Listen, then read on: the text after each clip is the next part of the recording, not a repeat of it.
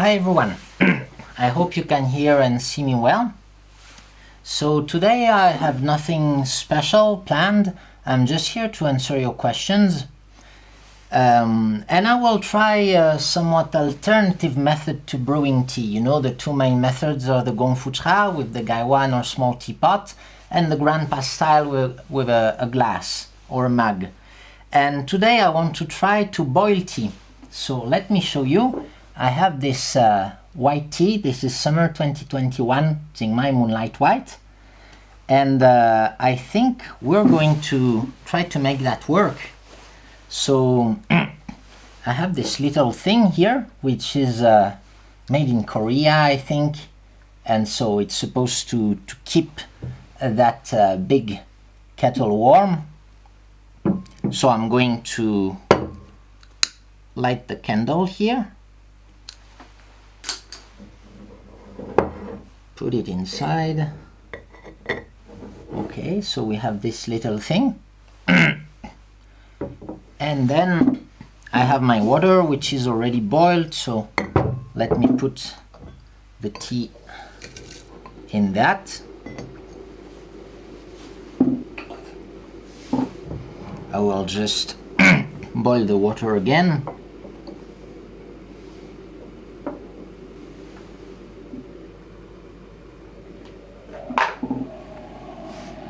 Here we are.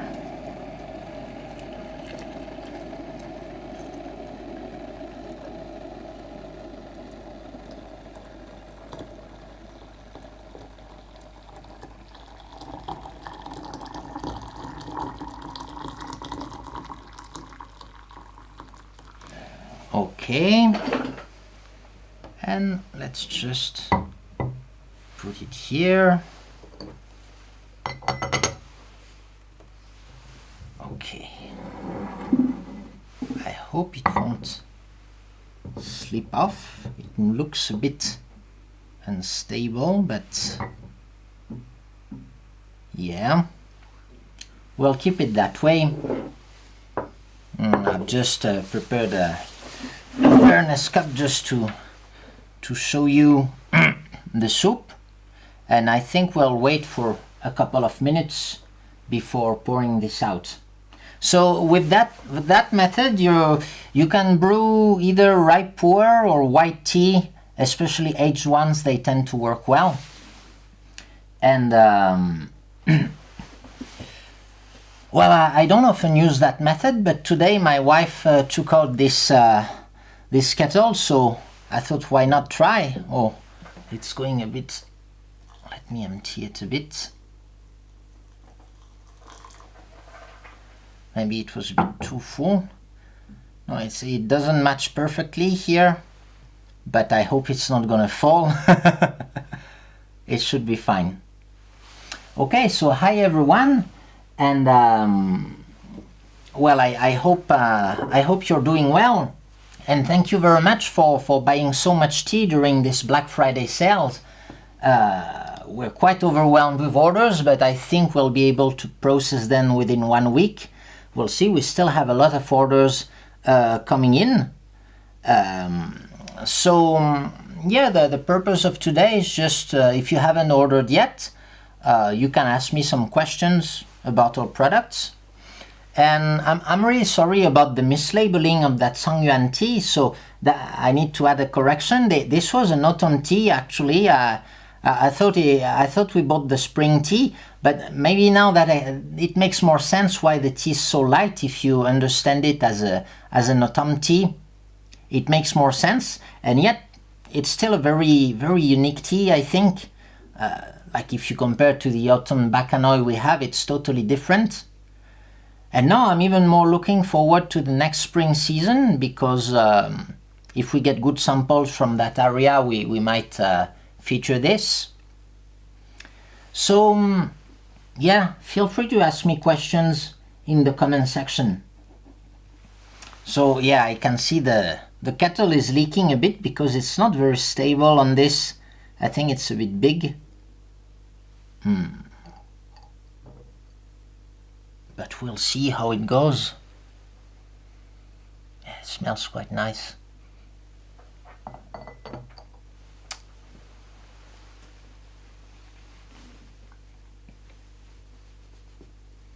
I saw a pre-clearance step on my order tracking. Apparently it's a recent change for EU customs. Do you know more about it? It's supposed to save time when it arrived in the country. Yeah, I think it's called IOSS or something like that.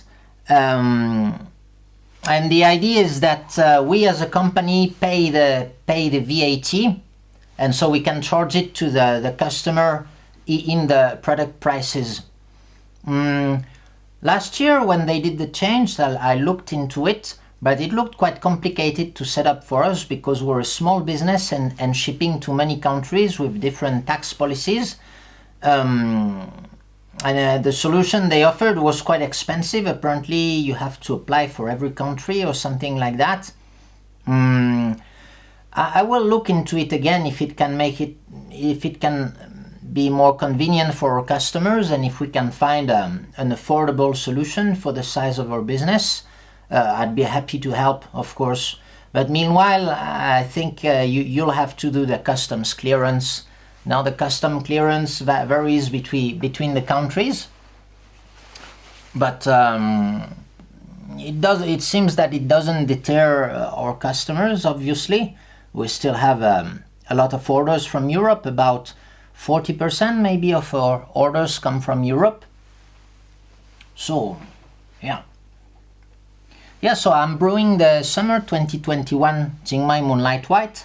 So the leaves are coarse, and I prefer coarse leaves, especially for this kind of boiling. You know, it works well because they have a lot of things to extract, but it might take time. No, I'm not sure that my water is going to boil actually with just that little candle heating it up. I haven't tried that method in a long time actually, so let's see how it works. I'm going to brew out a bit of tea, I think.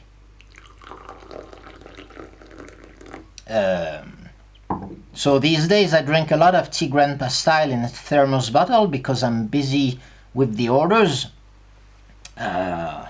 I'm working hard on it, but we can only process. Can only be one person who processes the orders. We just have one computer connected to the system, and like having two people doing orders would be a bit confusing actually. But fortunately, my wife helps me make the samples. You know, we break a whole cake, and then we make like 15 samples per cake or so, and so that's very helpful. But we still have a limited amount of orders we can fulfill in a day. So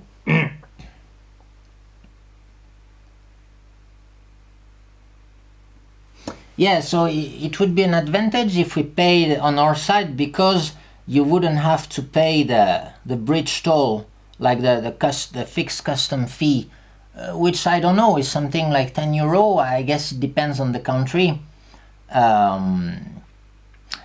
Sure, it's quite unfortunate, but still, if you compare to like buying tea from Europe, it's still an advantage, I would say, because in Europe the businesses have higher taxes, and they will pay all these things when they import the tea anyway.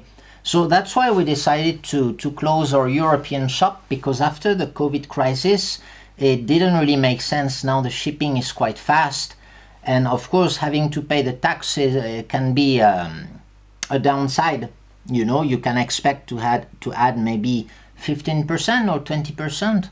Even though, since tea is considered as food, in most countries it's taxed much lower than other products.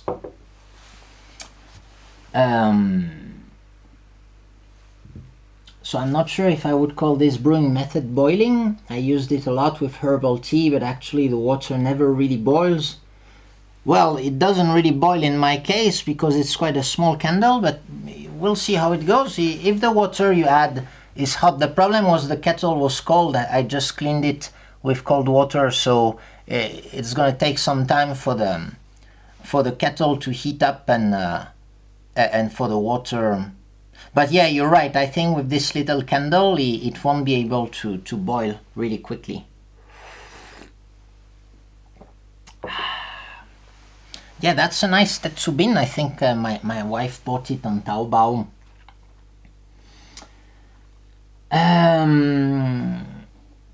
Okay, so let me. I'm waiting for your questions. Actually, I'm very open to any discussion. Maybe we can just go on my website and just see, because I think a couple of teas are sold out already. Yeah, the Badaye, Hekai, Bakanoi, they're already sold out. I wanted to press more of that Bakanoi, but one of the boxes had a smell of barbecue. Like I'm sure, looking at their house, I'm sure they did some barbecuing in their courtyard, and maybe the tea was either drying upstairs or was just stored upstairs, and it wasn't acceptable, so I had to return one of the boxes. So we only pressed 10 kilo of this tea. Now the ripe Pu-erhs are selling quite well. I hope you will enjoy them, because it's I would say it's a fresh start for us in the ripe Pu-erh section, and I think these teas are high style. Cut again. Okay, sorry for the cut. Yeah, so I said these ripe Pu-erhs are all quite strong and endurant.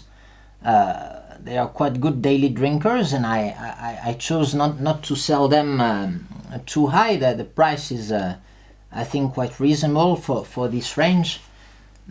So I hope you will enjoy them. We're making a lot of samples of these teas, and you also bought a lot of cakes. And then if we look, so we still have some Aonema, that's good, but I think it's about to sell out.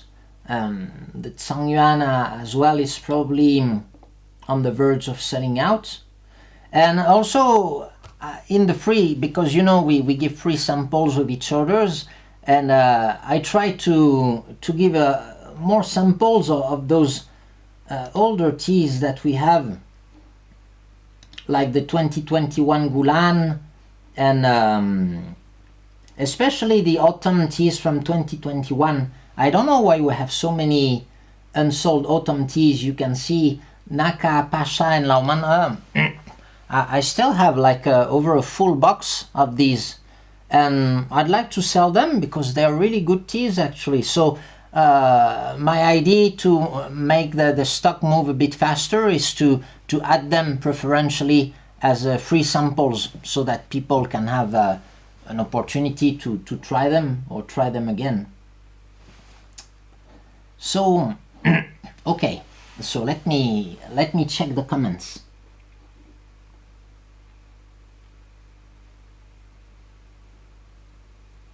Yeah, so when you pay VAT, so in many countries I think VAT is like 7% for because it's food, and an additional €6 to DHL. It doesn't sound really off-putting to me. Like if you're buying like $100, okay, so that's like $14 of extra fees, or 13. Because I've looked into some options, but it seems we'd have to pay a lot, I think, to get into that system. Now, since a year has passed, maybe there are better options.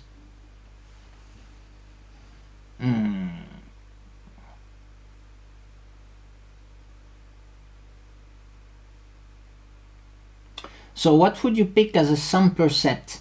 6-8 samples for poor beginner from the shop. That would cover a large variety of styles and fresh Pu-erh. Yeah, that's a good question. Let's do this. So if you're a total beginner, I guess you want to understand the difference between raw and ripe. So if you have like 6 samples, I would recommend 2 ripes. And in that collection, well, maybe I would go for a younger one. So in the younger ones, I would recommend the Jingu, because it's quite soft and quite easy to drink now. I think if you're a beginner, you might be put off by some fermentation taste that you would have in the Dalongshan and Dadugang. The Naka would also be a nice choice, but I think the Jingu would be the best, or the Kunlushan, because they're on the soft side and they are quite contrasting with the 2017 Mangjing ripe. And this one is a bit aged, so it's more ready to drink, more mature. It's made with really good Mangjing material, and so I guess it's good to have those two ages. And then in the raw pour, I would go with, of course it would depend on your budget, but I would separate them into maybe soft, fragrant, and aggressive. Okay, so maybe, okay, let's pick maybe 6 samples. But yeah, but then you'd have to go into the HT as well.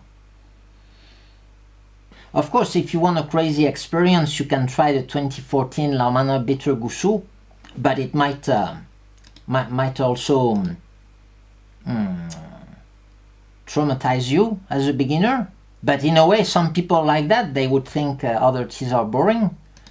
So maybe this one would be a good choice. Or the 2011 Mangjing. So 1 HT. And then I think I would go with the Dongguo here, because the Dongguo is on the fragrant side and it's Mongkou. It's one of the main producing areas. We haven't sourced too much of that area lately, but I would say that would do it for the fragrant tea. Fragrant tea, but still with a good body. And then for the soft tea, actually, the Tangfang Liangzi is also a very good choice. It's in the mid-range in terms of price, and if you're into Yiwu tea, or like you want to know what's a young soft tea is like, the Tangfang Liangzi is perfect, I think. Then yeah, I would go with one of those 3. So maybe the Mongnoi Big Trees. Well, depending on your budget, I guess the Mongnoi Big Trees would be fine. Or like the Laomana, but if you want a classic, that would be the aggressive tea. And of course then our Jingmai tea. So either the Gulan or the Miyun, again depending on your budget. Yeah, that would be like four samples. So you would have that fragrant tea with Dongguo, then soft tea with Tangfang Liangzi, aggressive tea with like Laomana Small Trees. Then I would say Jingmai is quite balanced. Some would want to put it in the fragrant category, but you couldn't say it's not really soft. It can be somewhat aggressive, but in a way Jingmai is quite an outsider mountain, you could say. It really has its own character. And then yeah, add 1 or 2 HTs. Maybe that 2011 Mangjing for much older, and maybe an autumn tea with a bit of age. You know, I want to sell these teas, you know, these free teas. But honestly, it's often good. They taste a bit deeper when they have like 2 years of age, and then you get to try the autumn harvest. But of course, to understand Pu-erh tea, like 6 or 8 samples is not so much. I would say you'd need at least 50 different teas, you know, to get a first like broad understanding of Pu-erh tea. In a way, you could say your experience, your understanding of Pu-erh tea can be somewhat correlated to the number of teas you've had, at least the number of focused sessions where you were paying attention about the taste. And you can definitely see a difference between like 10 teas, 100 teas, 1,000 teas. And I don't know how many different teas I've tried in Pu-erh tea. Let's say I've had Pu-erh tea for like 13, 14 years. Maybe more than this. Well, let's say 14 years. Yeah, probably 1,500. It's hard to say, because in a day you might have 5-6 different teas that you've never had before. I'm talking about like individual separate teas, right? Not how many tea sessions with any tea you've had, but how many different types of teas you've tried. So yeah, I guess once you're over 1,000 teas, Pu-erh teas, you can have a decent understanding of the taste of the main areas and how aging affects tea. But even then, you have a lot of unanswered questions. So how is it going with that stuff? It's not boiling, huh? I think it's just because the candle is too small. And it's a bit cold now, so that heat just escapes the kettle. Okay.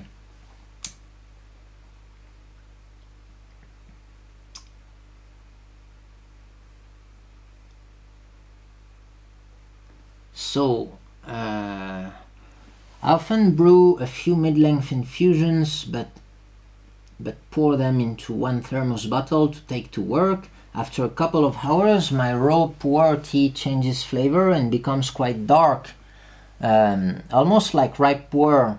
What causes this? Yeah, when I was in agricultural school, I had classmates from Senegal, and I had their tea session with them. And what they do is they buy gunpowder tea, like very cheap green tea, and they just boil it in a pot for maybe 10-15 minutes, and the tea is black. It's almost like soup Pu-erh. Of course, if you brew it, it will be maybe this color if you brew it normally, but when you boil it, the tea gets dark, and I couldn't tell you from a chemistry point what creates this. It's very likely linked to the oxidation of polyphenols, but I couldn't tell you more.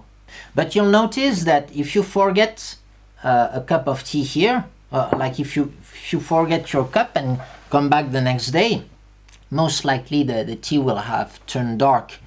So I think because there are still active enzymes that get flushed in the tea soup, and in the end your tea still ends up oxidizing. That's my guess.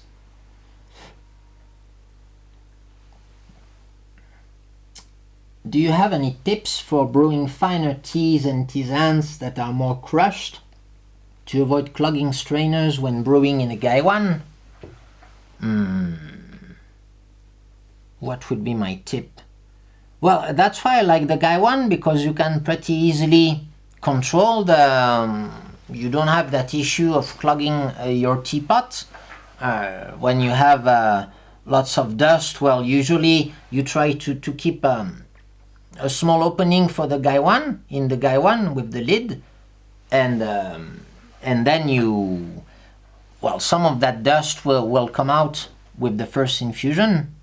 So no, I would say the best solution is to buy tea with better leaves, with intact leaves. Otherwise, if you brew grandpa style, you can hope they sink to the bottom.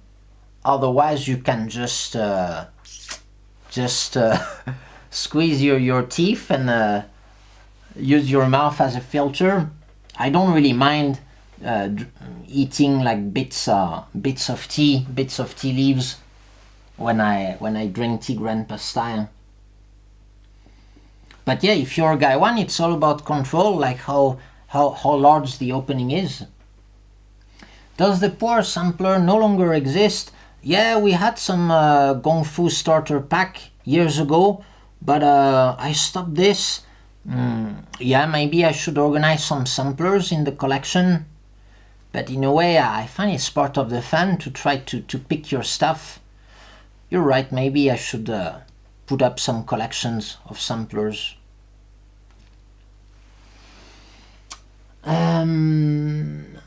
Zutang leaves are somehow brittle, crumbly and breaking. Moisture of cake is fine.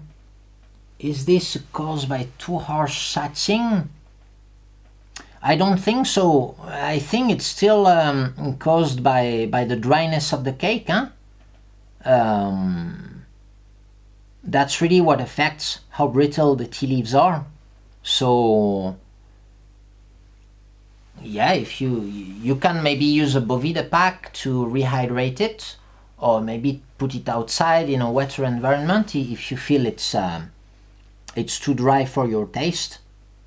can also smell the cake, and if it doesn't smell at all, usually it means it's a bit dry. What's my take on blending? Would I start blending tea? My take on blending is, of course, it's a good technique to, I think, make good Pu-erh tea. It's mainly used for cheap material, because cheap material tends to have maybe a more singular taste, compared to Gushu. But some people also do Gushu blends, so you could do that. I don't do it because you could say it's part of my policy and part of our brand identity to mainly offer our customer the access to, you could say, single origin material, so that they can learn really about the tea areas. To me, the fun is really in exploring the taste of each tea area, the terroir aspect. So I would say blending is fine, but it would be maybe going on an alternate path to that main road. And you know that especially in the West, a lot of brands already offer these blends. So I don't feel that it's really necessary. I'm not even particularly interested in blending, so maybe that's the main reason why I don't offer blends. But maybe one day I will be, when I'll be too bored of drinking the same mountains. But so far we still keep exploring, so I'm really, I don't feel the need of blending. And it comes down to, do you want to just drink a good Pu-erh for your enjoyment, or do you want to learn about how this Pu-erh works? And maybe it's related to our brand identity. We want to offer the tools to our customers who want to understand how this works. We want to offer them the tools, but it can be fun also to blend your own tea at home, with the pure material we provide. You can also try blends at home. You can try Mongsong area with Bulangsan, which is a classic, or even Bulangsan with Yiwu, works pretty well. You can try Jingmai Bangwai. Yeah. Okay, let me just go through the questions.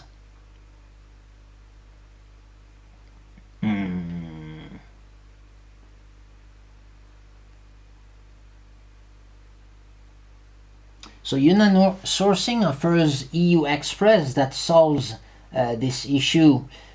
Yeah, the thing is, Yunnan Sourcing has a lot of orders, and as I understand, they just collect the orders and send them into bigger parcels, which is an option we will take maybe in the future, but currently we don't have that many orders, I mean outside of our sales period, so we cannot do that regularly. But of course, that's part of the economies of scale you can get. As you grow, you can offer better shipping options to people.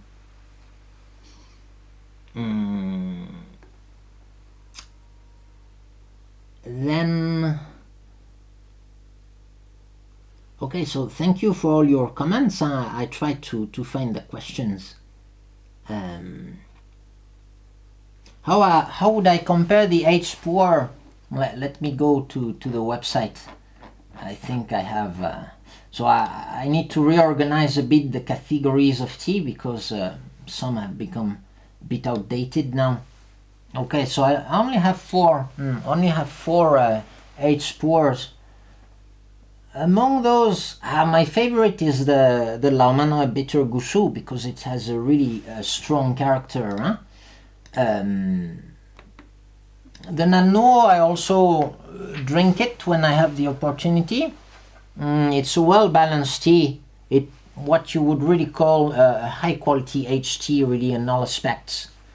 The 2005 Banpen is good, but it's a bit too aged actually for my taste.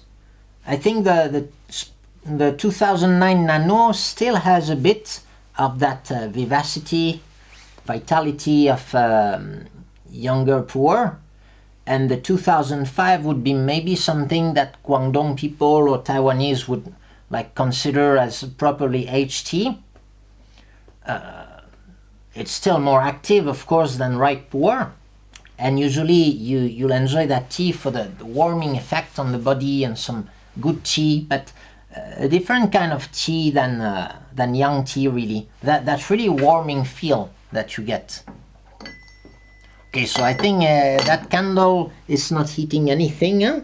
It's not boiling at all. I will need to find a better solution for that brewing. But let me see.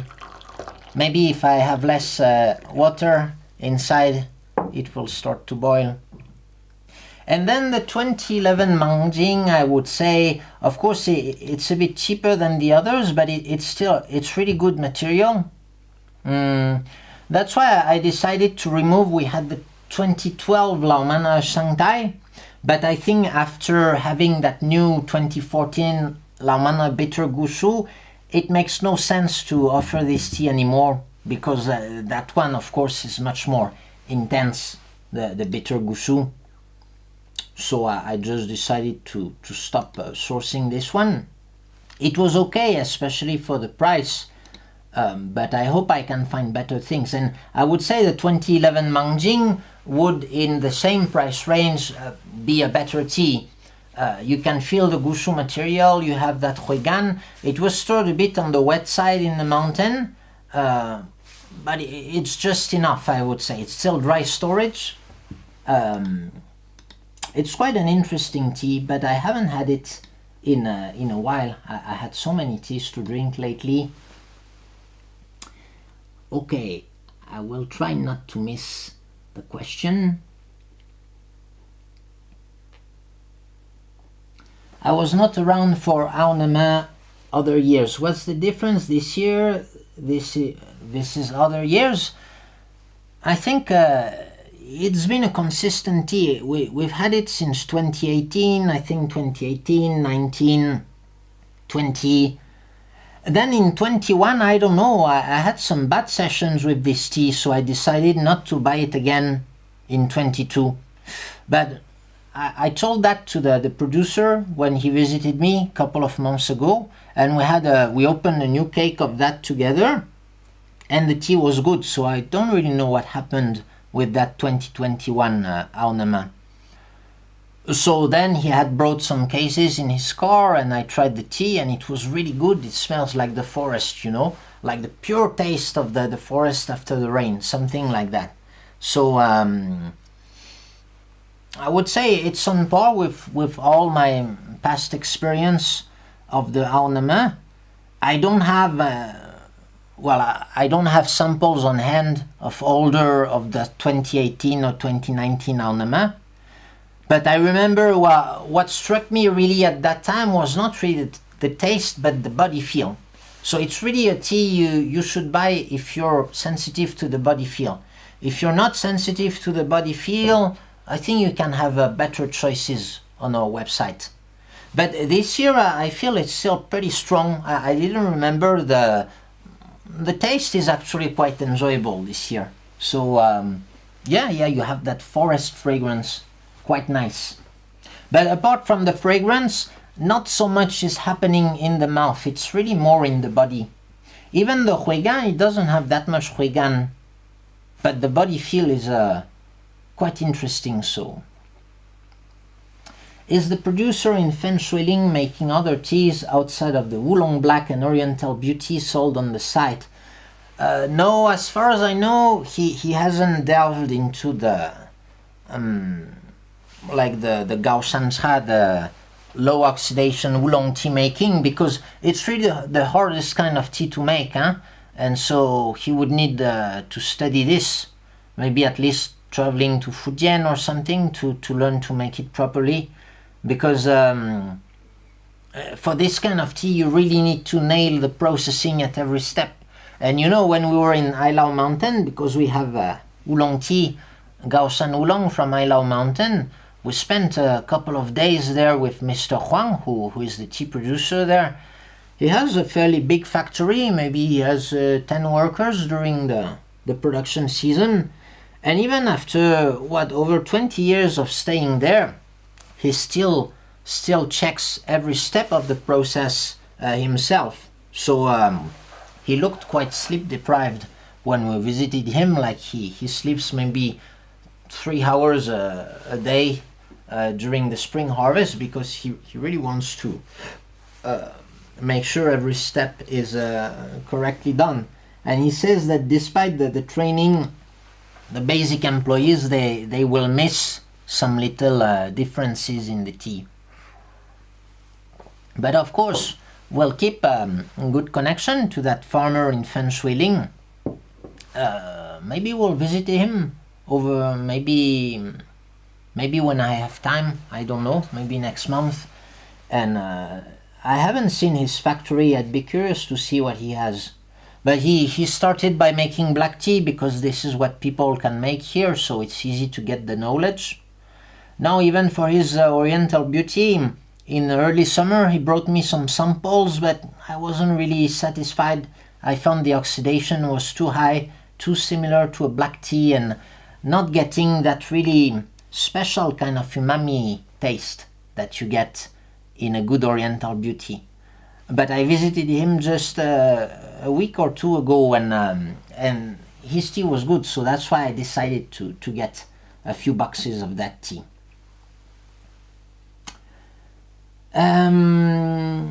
Have you tasted the 2021 Naka Big Trees recently? No, I haven't tasted. It's crazy because I keep offering this sample, but I haven't had it in like 2 months. But I remember my last session with this one was fine. I want to try it again. Yeah, maybe it's a good reminder. Tomorrow I will try that tea. I will try to have a Gongfu session tomorrow.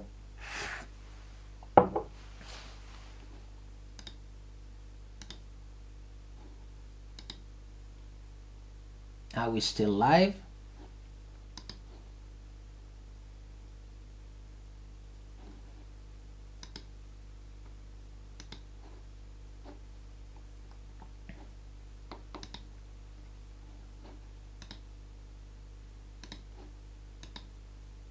Okay, I don't really know what's going on with the stream, but we should be live.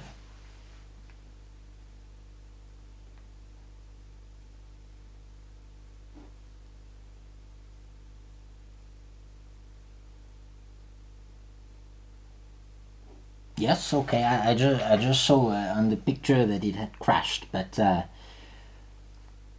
okay, let me keep going with the questions. So yeah, I need to try the Naka Big Trees.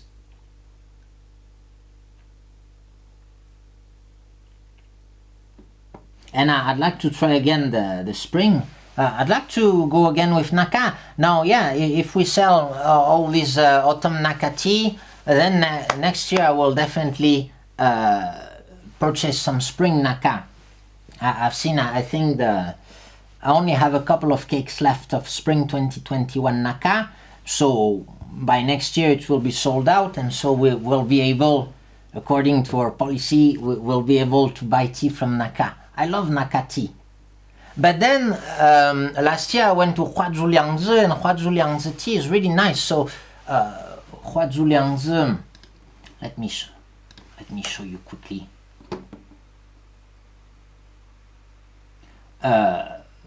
Huazhuliangzi and Naka are quite close to each other. Why is it taking ages? You could say Naka is the northernmost part of the Mongsong area. Let me show you.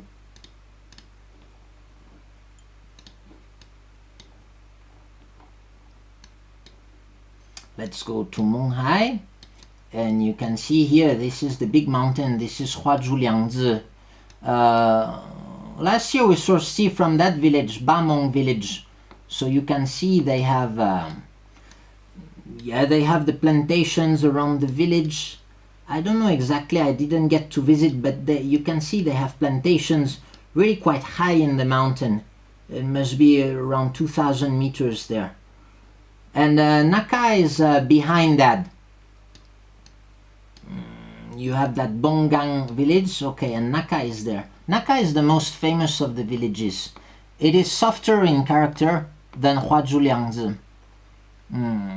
It would be interesting actually to have the two teas on the same vintage, really.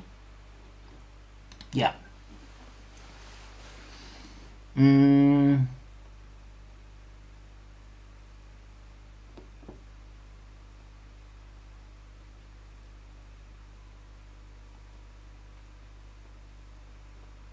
So why do you think harvests were generally bad this season? They weren't really bad. Well, it rained a lot, so you could say you could make good tea this harvest, but the windows of opportunity were quite narrow compared to last year, and it wasn't that cold. So we had quite a late summer, you could say, huh? Up until maybe 3 weeks ago, it was still quite warm here. Generally, for autumn tea, you want cold and dry, which was really what we had last year. So it wasn't really a bad season. It was just an average season, you could say.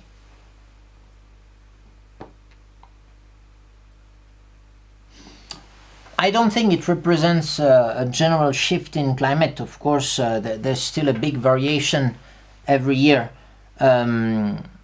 But we can definitely feel the global warming if you look on a 10-year scale, for example.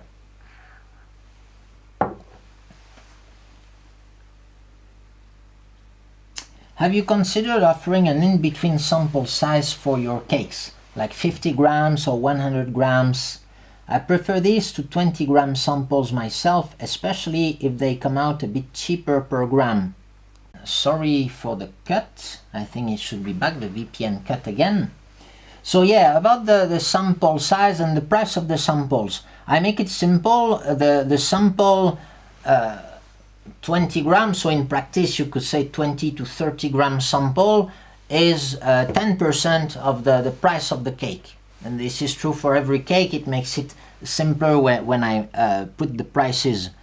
So you could say per gram you pay about twice as much per gram for the sample. Okay, which I think is an okay way to mark it up, because otherwise, if the profit was too low, you would have people just buying lots of samples because they don't want the whole cake. And I want to avoid that, because it's quite a lot of work still to make those samples. And if it was too high, then I guess people wouldn't really get those samples. They would find it too expensive. And no, I don't feel it's necessary to have an intermediate, because we often offer those 70-gram pouches of Maocha. So if you want to try Jingmai tea, for example, you can buy some Jingmai Maocha, fresh Maocha we release just after the tea seasons. So yeah, that's how I fill that gap. I fill that gap with the loose leaf tea, actually. Otherwise, logistically, it would be too complicated. When I started my first tea business, which was called Banatra, it was an old website, which is down now. I sold 100 gram of teas, because in France, when you go to the tea shop, they usually sell by 100 grams. But in the end, when I did that Farmer Leaf website, I discarded this idea, because logistically it's just too complicated. Because then, of course, we need to pre-pack these things. Okay, so when we break the samples, we break the cake into 20-gram samples, and that's it. If we needed to add another variation, that would be a big headache, because maybe you run out of 50-gram pouches, but you still have 20 grams. These things, it's just too complicated to control. And it's common that some customers buy 2 samples of the same tea, actually. Now, 1 sample will give you 3 sessions, which I think is enough in most cases to decide whether you like the tea or not. And if after 3 sessions you're still undecided, it just means you don't like the tea. Just don't buy the tea that you will like with just half of your heart, you know.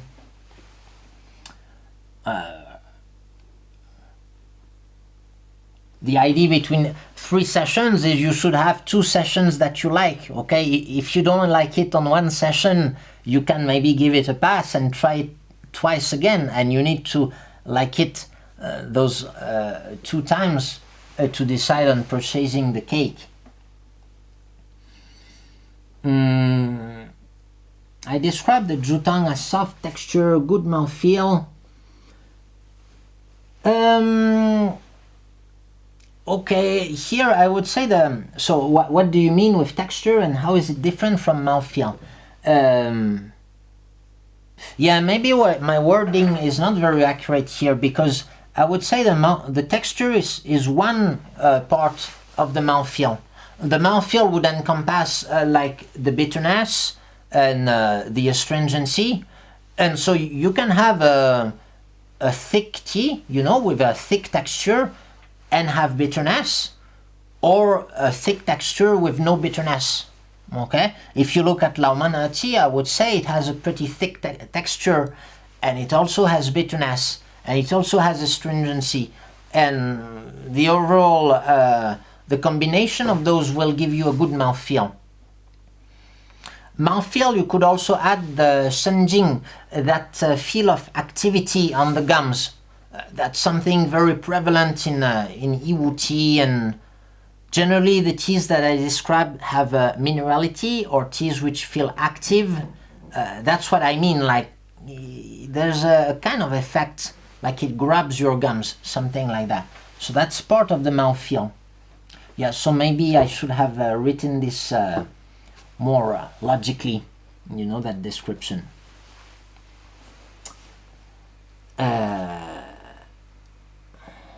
Yeah, it would be nice to see a video in Feng Shuiling. Yeah, we'll need to go. I'd really like to go to this factory. Huh? Which indicators are there to identify a young Pu-erh which is intended process to drink fresh? You know, that Pu-long argument, I think people are getting a bit lost, because I think it's a bit of a misconception. We don't really know what Pu-erh is. Is it supposed to be overly red processed tea and it would be semi-oxidized, or is it overly green processed? I think this kind of naming is wrong, and the idea that there are Pu-erh teas intended for aging and others intended for drinking fresh is not so correct, in my opinion. I think you should. There are definitely teas that taste very aggressive and young, and then become drinkable later. Now, yeah, I see. In Jingmai, it's quite common. Some customers ask this. It's like a very hot wok and maybe 2 kilos of leaves. You flip it very fast, and your tea is cooked in like 5-6 minutes, and that's extremely green. But yeah, it's making green tea for me, so that's too much, really. And the tea is very fragrant, but it will just be a green tea, so it would be Jingmai green tea, and of course it's not intended for aging. But for example, if you drink our teas, and that's why I recommend you try those autumn teas, those slightly older teas. We still have the 2021 Jingmai Gulan. I like to throw in samples of that Gulan with the bigger orders. Sometimes I just give the free samples, 2021, 22 and 23, so that the customer can have maybe a parallel tasting or like a vertical tasting of different years. And you will see that the texture is still holding. When the tea was processed like a green tea, you will have a loss of thickness. Okay, the texture will be lighter and lighter, and usually the aroma, well, if you have the green tea aroma in the fresh tea, it's not a really good indicator. Okay, you can have a green tea aroma just after pressing the cakes, but by the time you receive it at home, it shouldn't have this taste. Yeah, that would be an indication of an overcooked Pu-erh tea.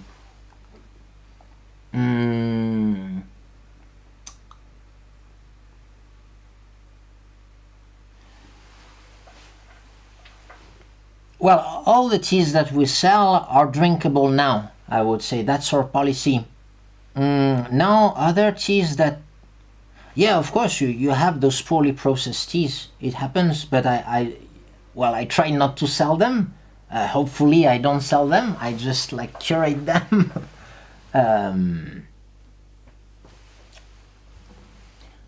Okay, so what other comments can we have?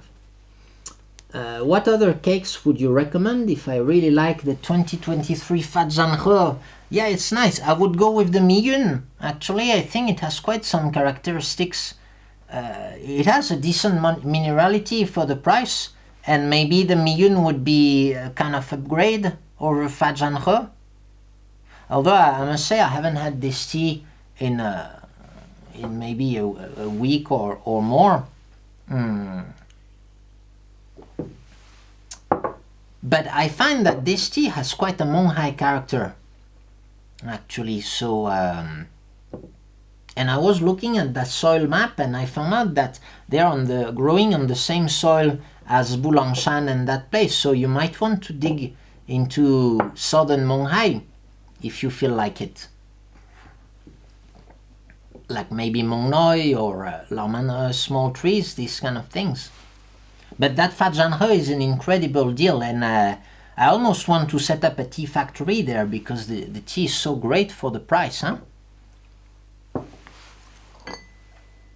Okay, so my tea is definitely not boiling, huh? So it seems I'm receiving those comments with quite a delay, huh? Because I thought I had a cut and I only see the comments now. Do you keep notes on your sessions, teas? You seem to have a very good memory of a huge variety of teas and regions.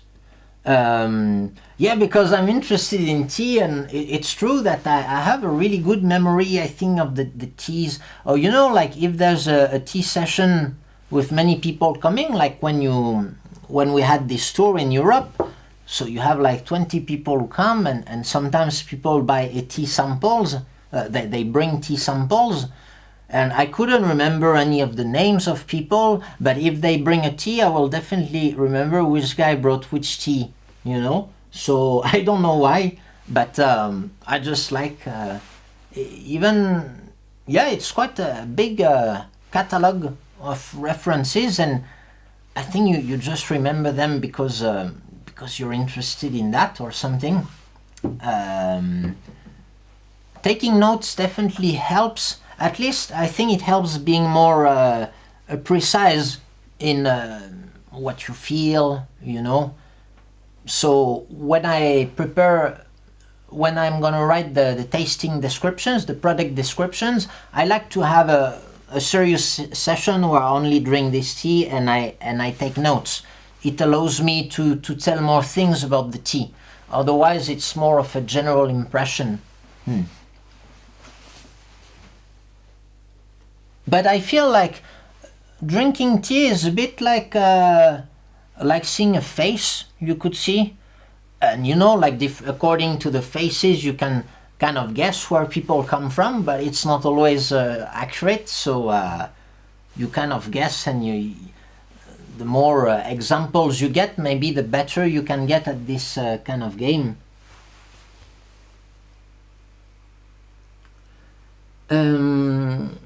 So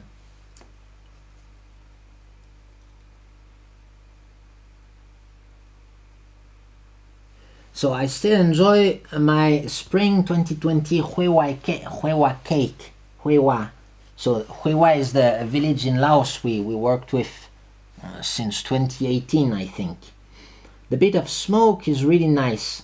I'm curious what you think of the future of this tea in terms of processing, quality.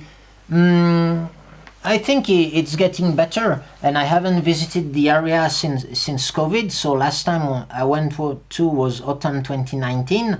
But I've heard since then, like the Chinese are investing. By the Chinese, I mean mainly the tea farmers in EU who love to source tea from that area. Now, instead of just getting the fresh leaves there and processing them in EU, they have taught the locals, and they have sometimes invested themselves in the factories. So you have more modern factories, you could say, nowadays. At least that's what I've heard. I hope the training has improved. So we did a lot of training sessions. So I hope it has helped a few of the farmers. And anyway, I'm sure they get extensive training from the EU tea farmers. So I guess overall the quality of processing will be better. When it comes to the garden management, well, according to the NGO, it seems to be going well. They keep the forest cover, because, well, the deal was they need to develop their economy there because they were very poor. So we're going to encourage them to do forest tea. So to plant tea in the forest, and the idea is that, of course, you get a slightly lighter forest cover, but it's still a good forest, you could say, and it will and that way they won't just cut all the forest and grow some rubber trees or grow fruits, like it's the case mainly in that area where they make contracts with some like fruit companies in China. And they usually have what they call a concession, so like an estate, and they're all under contracts for a big company, and then it pollutes a lot because usually they will do monoculture of a given crop with lots of pesticides and fertilizer, and these forests are very well preserved in northern Laos. So one of the mission given by the United Nations to those NGOs is to preserve the forest while developing the economy. So I think on this side anyway, I think the EU people are also doing a good job, because their customers will do pesticide controls anyway. So even if they sell mislabeled teas, they want them to be clean, and they surely won't buy tea that they know is sprayed with pesticides.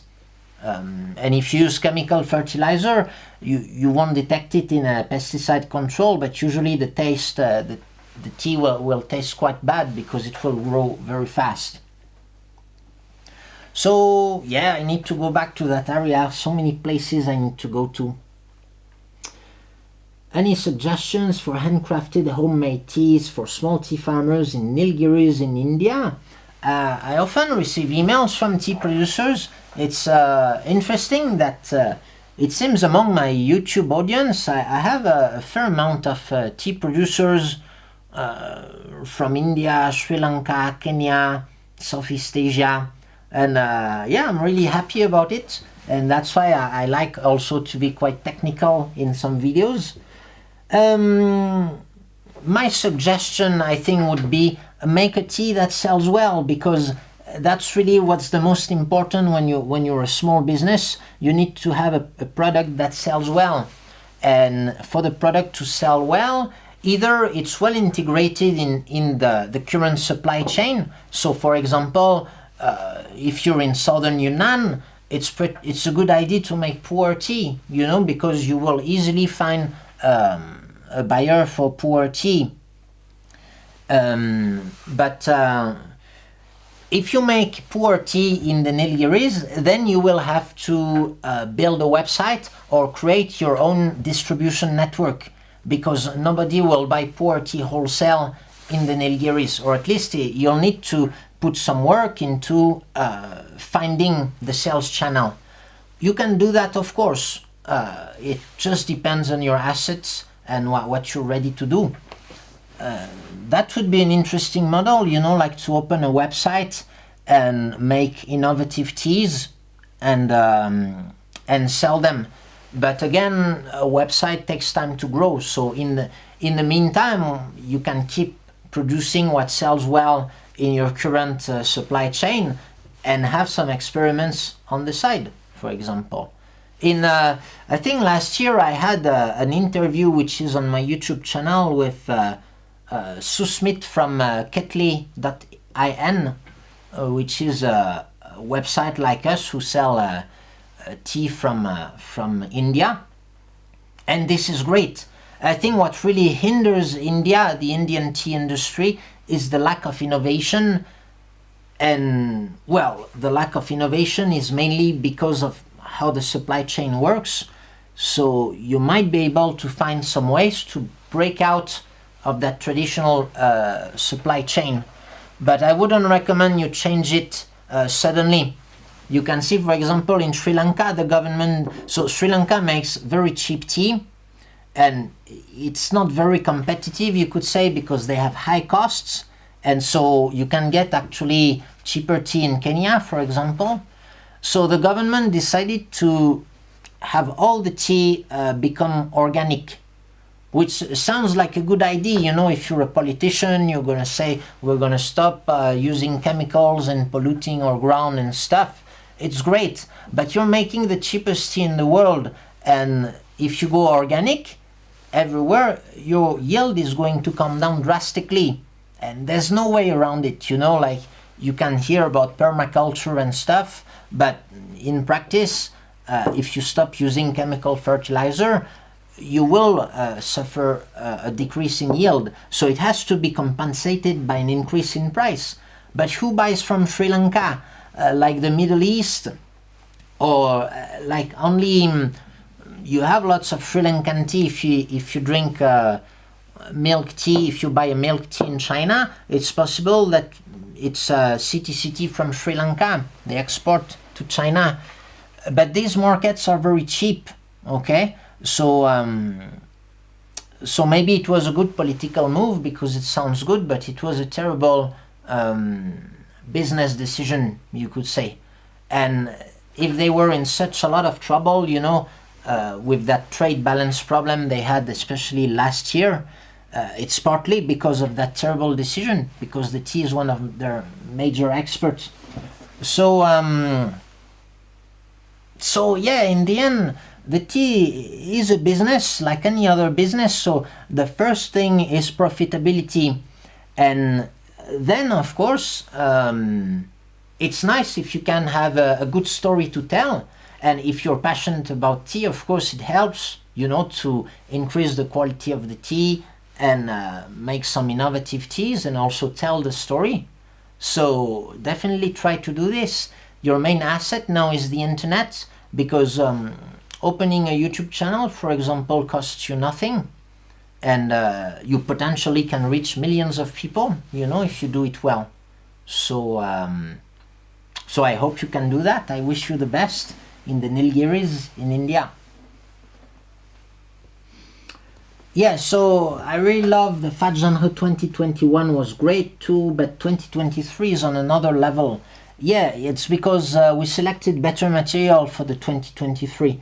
My wife went there. I was still touring Europe at that time, I think, and my wife went to Fat Genre, and so she personally oversaw the production. So she showed the proper technique we like for cooking the tea, and she made sure we got the good gardens. I have a really good connection now with the farmer.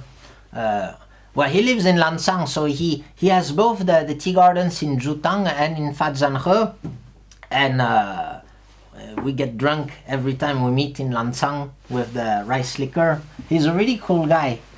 He's very smart, but yeah, he's like a local business guy, and we like to talk about philosophy. So yeah, I think now we're on a really good vibe, and that tea will be better and better.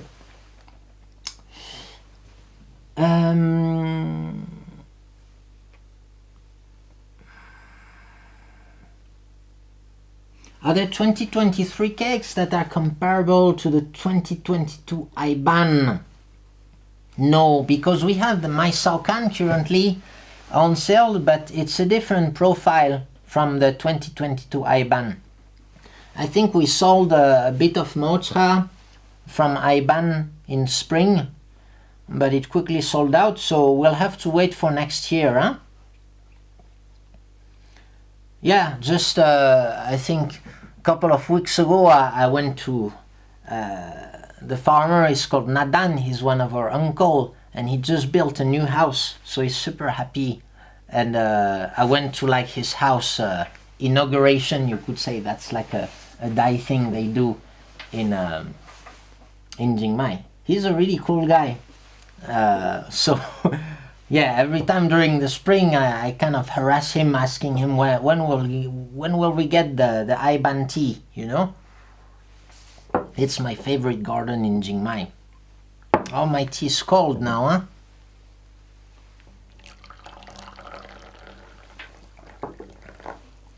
So that candle is just enough to keep it warm, I think. But I have a bigger stuff. Next time I will show you the better gear, and we'll have that boiling. So when I mention big tree in the name of the tea, is it usually Gushu or just literally Tashu, and the Gushu are only the single tree cake? Ah, it's complicated, huh? Like for the Laomana big tree, it is the Gushu really, because they separate it well, because they have a lot of big trees. So it's really the Gushu. For some areas, for example, Tangfang Yangzi, only the single trees would be really Gushu, you know. I don't know what I wrote in the description in Tangfang Yangzi. Maybe I don't write big trees. Oh, why are we out of sample? I will correct this. Okay, I just write foresty. Yeah, because in Tangfang Liangzi the trees are not really that big, but the environment is so nice. Let me see where I would write big trees.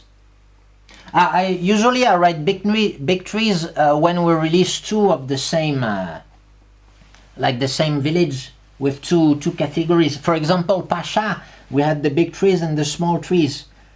Well, the big trees is the Gushu, and the small trees is more the Shangtai, or it's maybe just the smaller trees that grow in the ancient tea gardens, because there they have a lot. They separate it better than we do. Yeah, so in 2022 I just called it Sweet Gushu, because I think I didn't source small trees.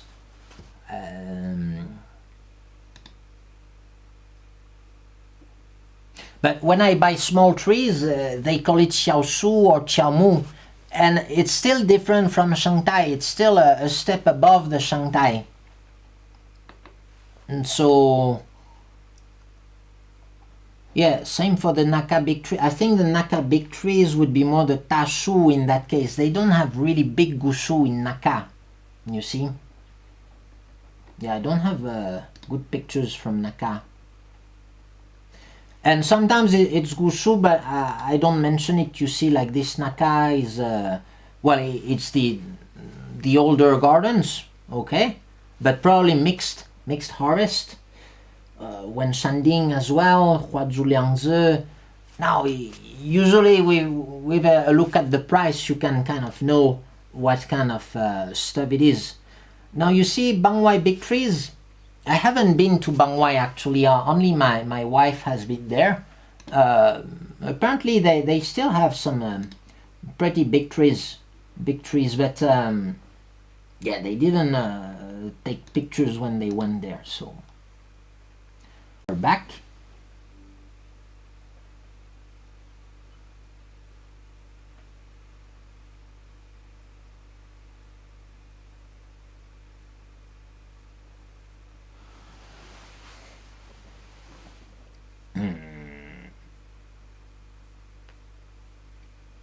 So yeah, the name of Gushu in different regions, it yeah, you need to know where the big trees are. Well, basically, if it's southern Monghai, if you're talking about big trees, it's really big trees. In some areas in Ailaoshan, in Jinggu, even in Fengqing where I went, you can have really big trees. But really don't worry too much about the size of the trees, because you can have good tea and bad tea from the big trees. Now, of course, I try to give that information. but sometimes it's hard to be accurate. And I think like the Western tea world is a bit cynical towards that idea of that Gushu concept, that even just saying that Gushu word for a cellar is almost suspicious or something like that. I think it's going a bit too far, because there's still a lot of Gushu everywhere in southern Yunnan. It's just that maybe what we call Gushu depends on each area. How does Dongguo 2023 compare to 2021? I haven't had the 2021 in a while. I think it should be a bit better. Well, 2021 was also a pretty good year. So I remember, to me, it feels a bit more lively, maybe the 2023, but it's hard to say. So maybe the samples are sold out. I need to just check the samples quantity, because they should still be available. I'm sorry for that.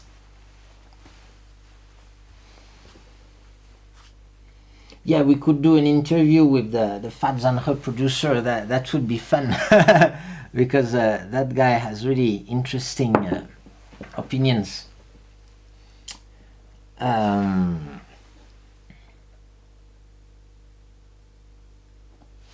Yeah, so unfortunately, good tea sells out. Sometimes I'm even myself a bit sad. And you know, we had an error on the website, like the single trees Jingmai wasn't supposed to be available, but a couple of people bought a sample of this, so I had to open my personal cake, my personal Jingmai single trees cake, to make the sample.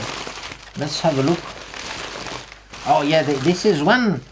I broke it the day before yesterday, and I feel I need to have a session with that, but it's a bit late now, honestly. But this is really the good stuff. So I'm already looking forward to next year, when we'll be able to make that single trees tea again. As an alternative, the Mysore can is fine. Okay, so any more comments? Any more questions? I mean, thank you very much for all your comments, and I really appreciate that so many people are watching now. You know, like I can show you I think you can see, like there are 53 people currently on the channel, so thank you very much for watching. But yeah, mainly if you want to ask questions about the products, we can do that now. I spend the whole day like processing the orders, so it's a good time to have tea.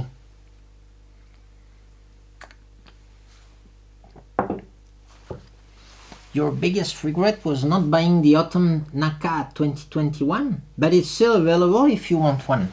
Huh? We still have quite a lot of it, so it's very strange, you know, because there's some kind of magic happening with these orders. Sometimes you put a tea, you sell a lot at the start, and then it's gonna linger on the website for a long time, and then suddenly, like, you will have like four orders in a row, like ordering that tea. You don't really know why. Or sometimes, like, you have two people ordering the exact same thing, you know, but living in different countries. So do people just talk with each other or something like that? I'm a bit surprised sometimes when I see the orders. Yeah, the Naka small, yeah, the small trees was a really good deal because it was quite cheap, huh? It was very cheap and it sold out quickly indeed. But I think I had it in stock until last year, maybe. Yeah, that's true. That one was also really good. But you know, the year is not over. Actually, I could just go to Naka once I finish the orders and maybe see what they have in stock. Because one good aspect of having not so good sales, you could say, in China nowadays, is that at this time of the year, after the harvest, you can still find good tea in the mountain. So, I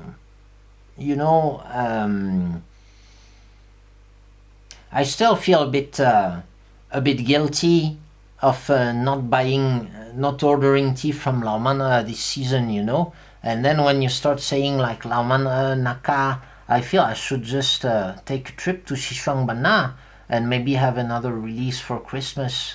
That would be a good plan.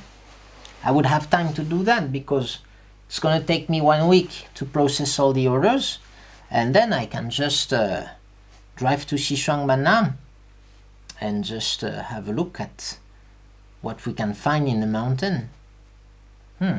Sounds like a good plan.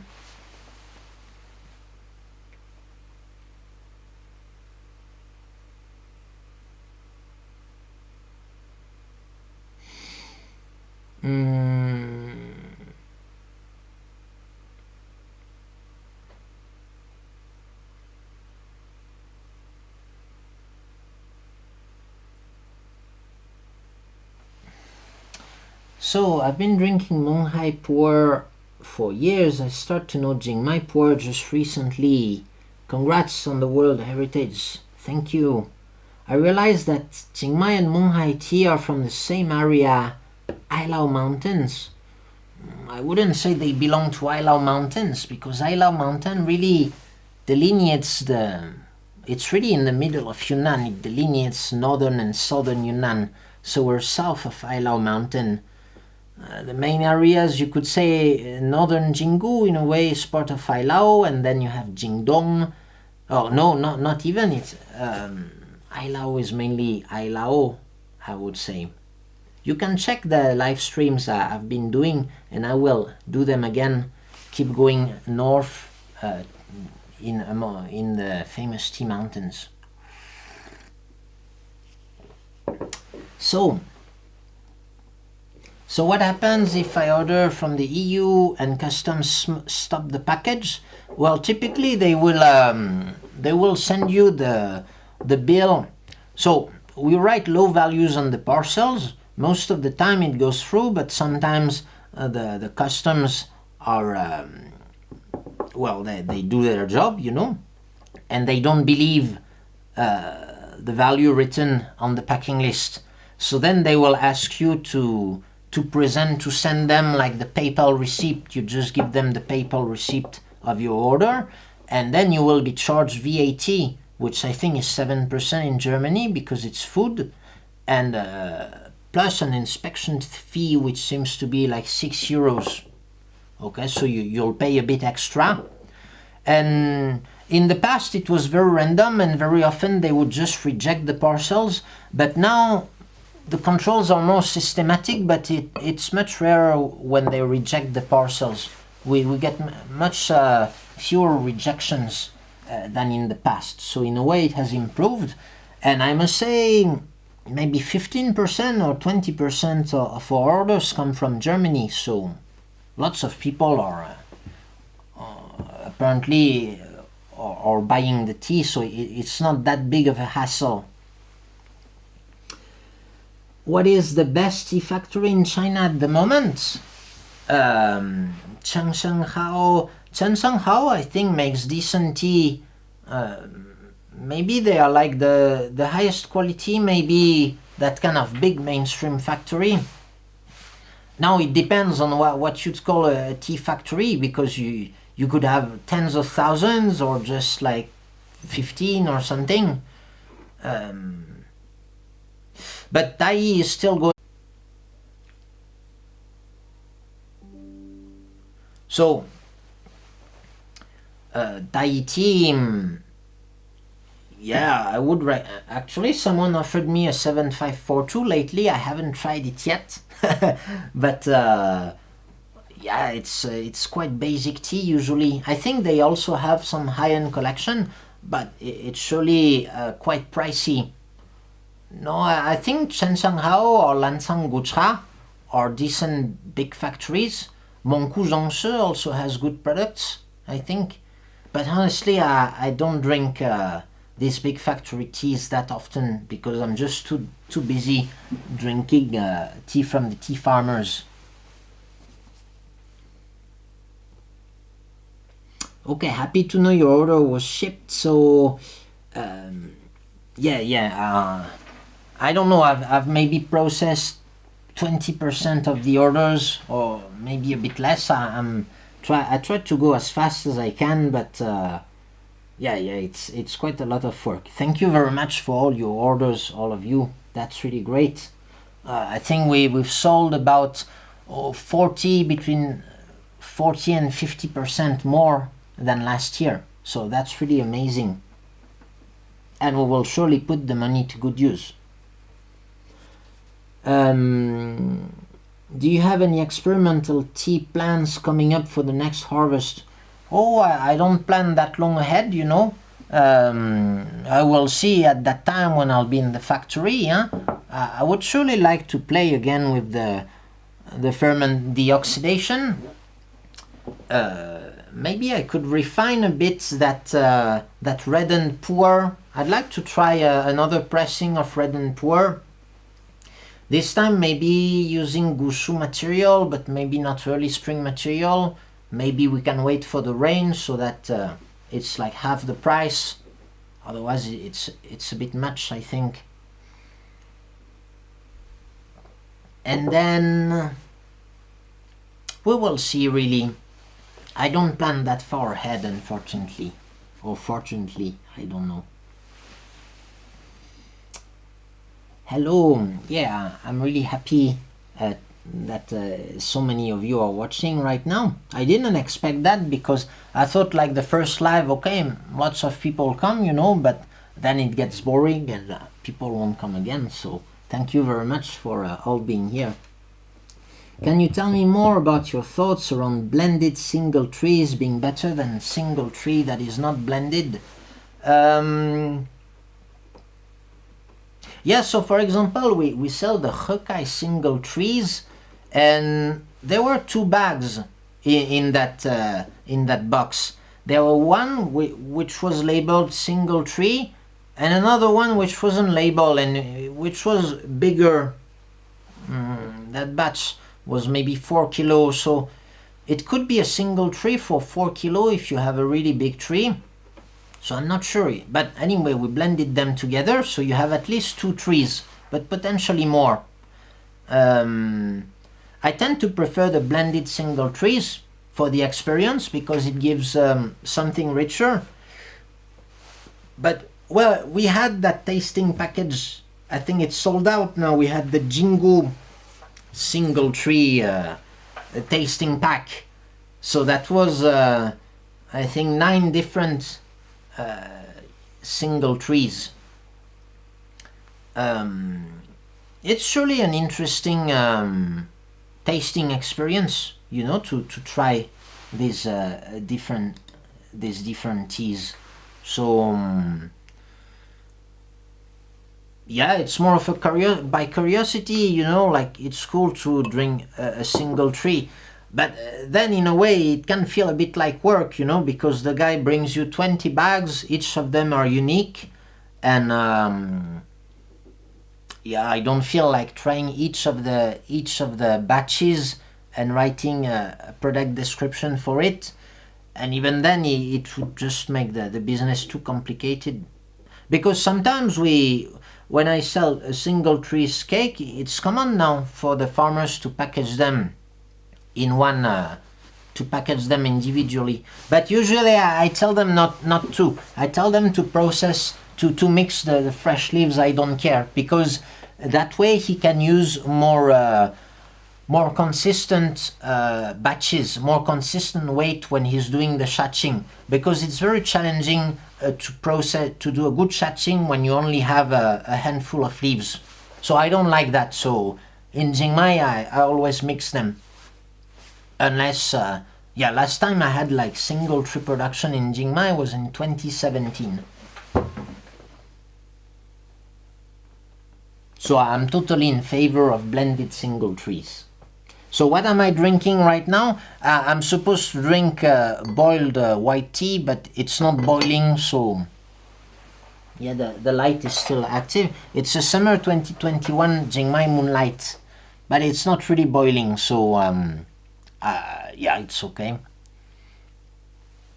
Anyway, it's quite late at night, and I still had a good amount of tea today, just grandpa style. You know, I had some yeah, raw Pu-erh, ripe Pu-erh, so I rarely have white tea, so this is the time to get one.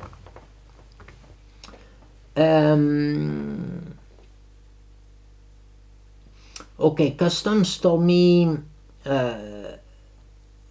importing tea from China is not possible because of pesticides. That's true. We're always operating in a gray area here, you know. Technically, you're not allowed to buy anything from abroad, actually, without having the proper inspection, you know. Like, let's say if you buy a toy from China, well, it should have passed, you know, all the safety tests and things. And if you buy a tea from China, theoretically, it should have the certificate of origin. So every plot, every tea garden needs to be referenced and comply with the exports standard in China. The tea factory has to be also inspected and have that exports standard, which allows you to go to the customs office and ask for a certificate of origin. Then you need to present pesticide control for the tea, and only thereafter you can export your tea. But this is just impractical. You just cannot do. Okay, I'm sorry for the cut. So I was saying, exporting tea legally is really a lot of paperwork, and it's totally impractical. Like when you have an online shop, theoretically, all of that AliExpress or, you know, Taobao retail or website like us based in China, theoretically, it's all impossible, you know, because you should, according to all the customs regulation, you should import your tea in containers with all the proper documentation. And that documentation is really impossible to get for small producers. And that's why the quality of tea in the tea shops is so bad, actually, in Europe. It's just because you just need to find those tea estates which have done all the paperwork. And usually if they do that, it's because their tea is not good enough for selling in China. So exporting is a way to add value, you know, and it's still pretty cheap. And that's a big problem. And now even a lot of tea shops are contacting people like us to get some tea, you know, on the side. But it's a bit under the table. And I guess for a brick and mortar tea shop, I don't know really what risk, you know, what risk you take when selling tea which is not legally imported. But yeah, technically all that business is, I guess, illegal, or I don't know. But so far it's going okay. My concern might be that at some point those big importing companies would want to put an end to that trade of high quality tea online, and maybe, you know, put pressure on the government to have stricter regulations, or that like some diplomatic crisis would lead to more inspections. Although I think the tea is really the least of their concerns when it comes to international relations. But sure, the customs won't tell you it's totally legal to bring the tea without pesticide control, but they will really ask for it. And by the way, you can see a lot of vendors doing pesticide controls on their tea. Well, I'd be really curious to see each of the reports, because one control is like $300 for the cheap one and $600 for the expensive one.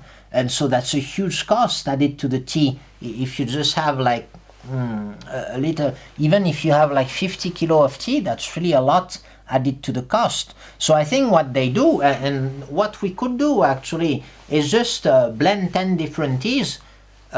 you know, and you know these teas are clean, you just blend them and you just do one control. That way you can say it passed the control for each of the teas, thing like that. And of course we're in China, so if you really want to get the paperwork, you can get it, you know. Some companies just specialize in this. They just do all the paperwork so that they can kind of sell the use of that paperwork to other businesses. You once talked about how moisture might condense inside airtight pouches of Pu-erh. Yeah, so it will not. There's just not enough moisture in the airtight pouch to condense. Like, imagine how much air do you have inside, and what's the solubility of water in air? I don't know if it's the right wording, but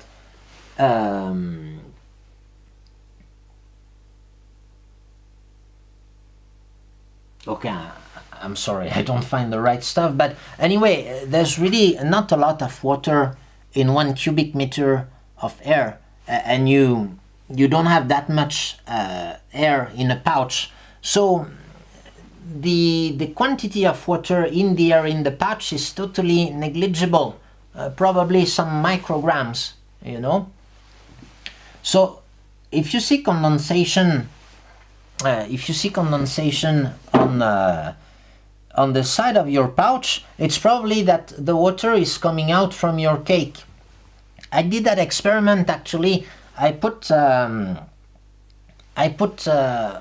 Pu-erh cake with the Bluetooth hygrometer in my freezer, so the temperature dropped fast, and I saw a steep increase in the humidity, and also in a way some water on the side of the pouch.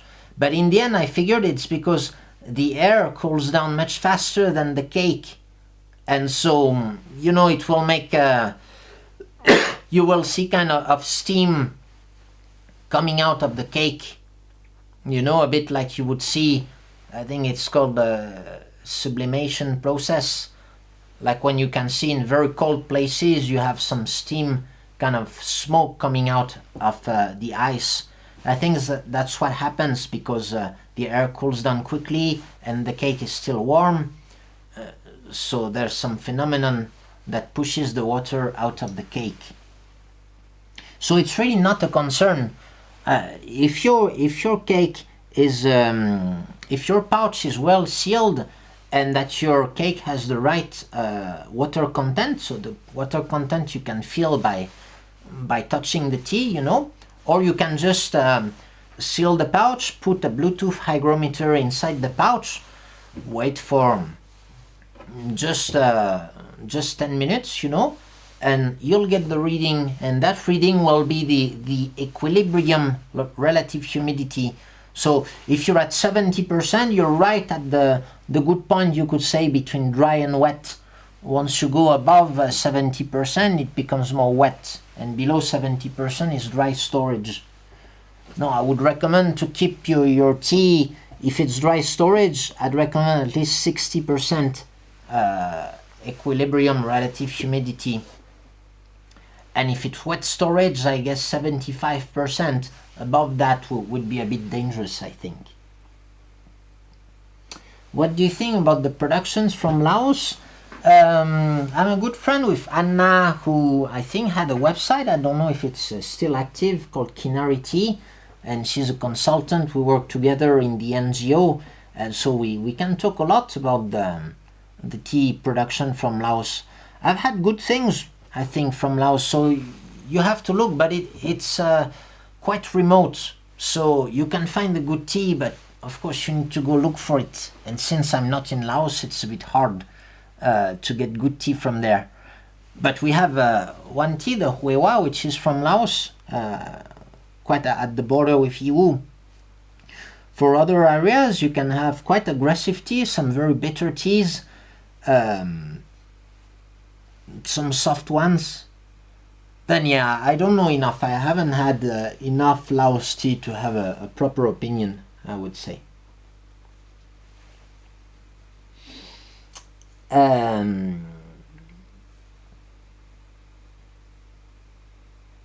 Okay, so thank you for ordering. Thank you for all your nice comments. I began a conversation on aging and it stopped. Yeah, I think unless it's like an overly green tea or an overly red tea, it will age fine if you store it well. So overly green tea, you will have that very fresh, typical green tea fragrance. And this typically, it will, the mouthfeel will get thinner and thinner. Okay, the texture will be affected. The texture will be light. The fragrance will vanish, and it will taste like an old green tea.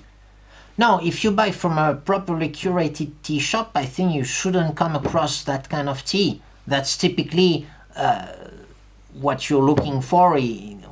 That's typically why we drink samples, or I don't know, do any type of curation. So, and overly red tea, well, would be like our red and Pu-erh that we sold a bit this year, I think, as Maucha, and last year as cakes. And do they age well? I think I have a bag actually of red and Pu-erh tea. Yeah, it's okay. It's not terrible really, but I don't think it's as good as traditionally processed tea. It's just different. But I only have like 1 kilo of that, so yeah, I tried it. It's just okay. So I think it's not that bad if the tea is a bit reddened.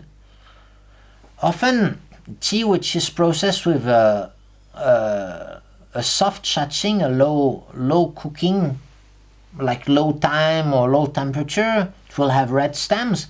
This kind of tea can be quite harsh when it's young, but it can age well. So after 2 years, that bad processing thing will be a bit gone. The tea will be more oxidized than usual, but you can get really good sweetness from that. The problem in the chatching, so it means kill green, but what they call green is really that green taste, you know, the taste of fresh vegetables. I don't know, if you just take some cabbage and take a bite at raw cabbage, that would be the taste, that would be the Qing Wei, the taste of the green. And that's what you want to kill by cooking the tea. And so it's just like cooking vegetables.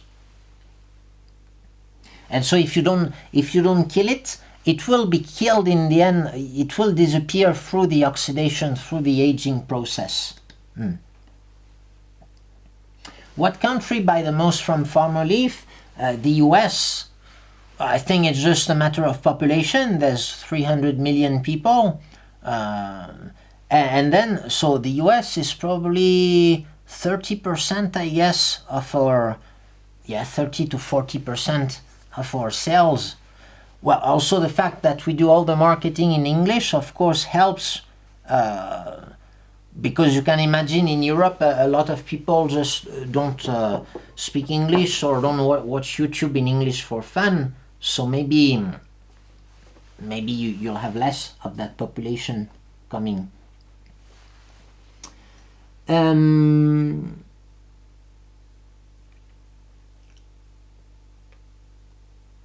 Okay, so yeah, the dew point, but the idea of dew point, it's not valid if you have a contained a small space, because you have to look in absolute how much water you have in that space.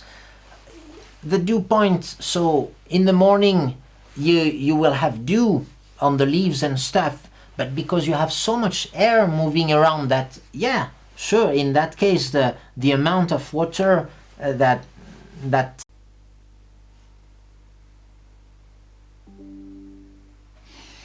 So how do the stains happen on the wrappers of old cakes? I always thought it could be condensation. Yeah, I don't know exactly.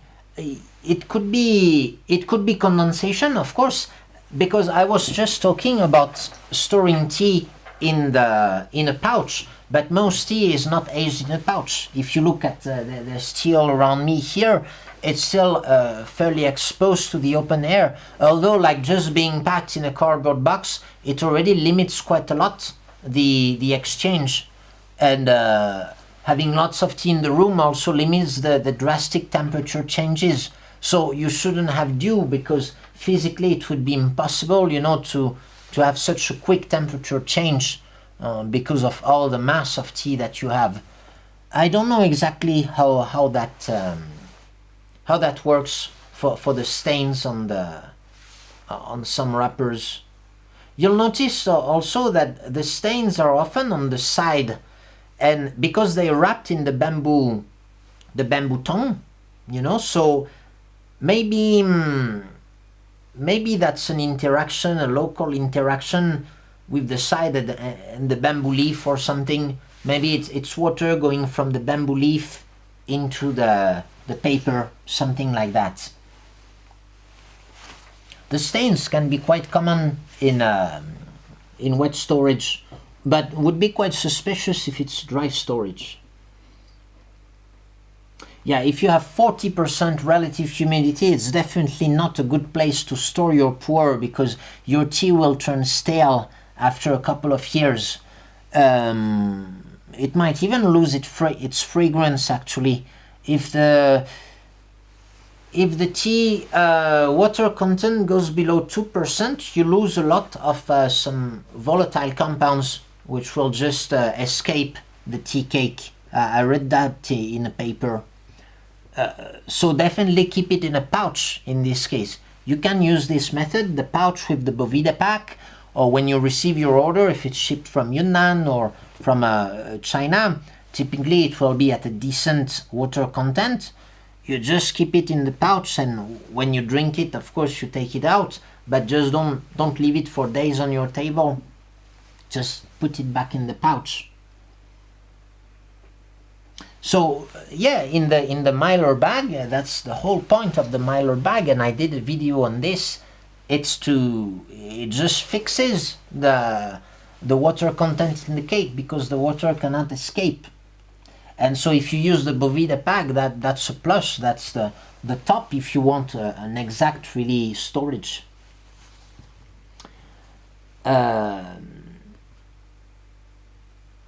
And so cardboard boxes are fine really to store tea, because professionally most of the tea is stored in cardboard boxes nowadays. So it's okay. And you could think that if you can kind of seal the cardboard box, and maybe that's the best storage, because it won't be a perfect sealing, you know, but if you just use tape to kind of if you use tape to seal it but not totally sealed, you will still have a little bit of airflow, and that will be perfect if you want a natural storage.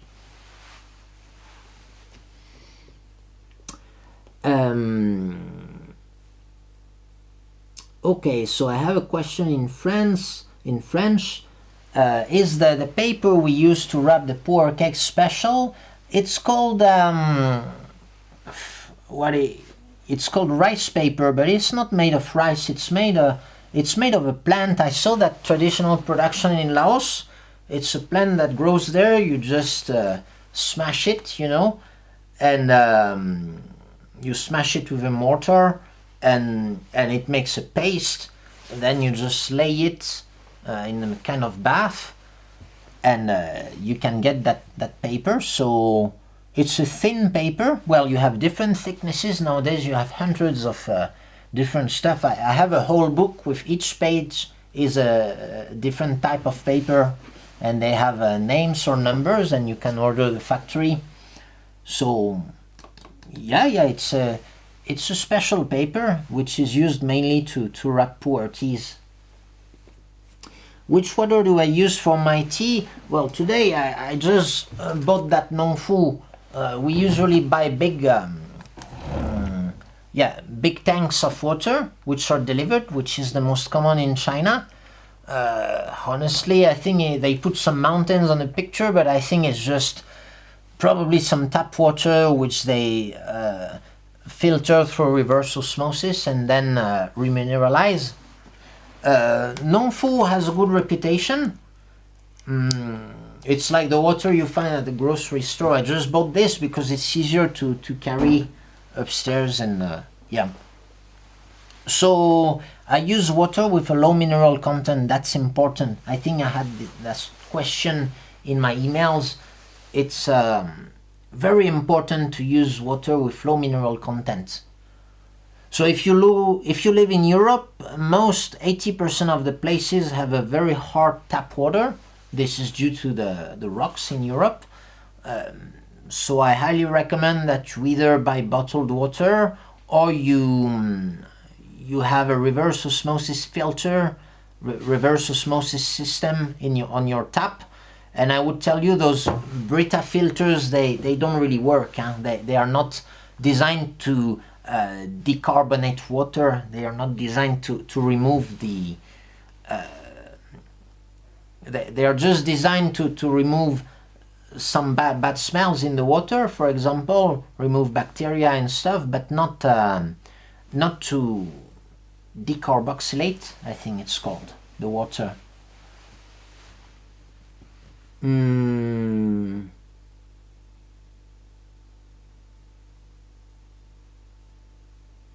Okay, so if you have a soft tea which is not bitter and astringent and more fragrant, well, Iwu is in that style and known to age very well. And for example, Jingu is not known for aging very well, but on the other hand, the good Jingu tea tends to be sold in Iwu as Iwu tea. So in the end, it's a bit hard to know. I think what matters is to really have that good energy, that good mouthfeel. But good mouthfeel can be aggressive or soft. The style is different, but you need to feel that power in the mouth, that good activity. And usually that will translate into a powerful tea when it's aged. So if it's a bitter tea, the bitterness will be toned down and you'll get more sweetness. But if you have no bitterness, it can also age well. If you want a safe bet for aging, I would say either Boulangshan or Iwu. I think none of the... Yeah, I think all of those teas from those areas, that's partly why they are expensive. It's because they are known to age well.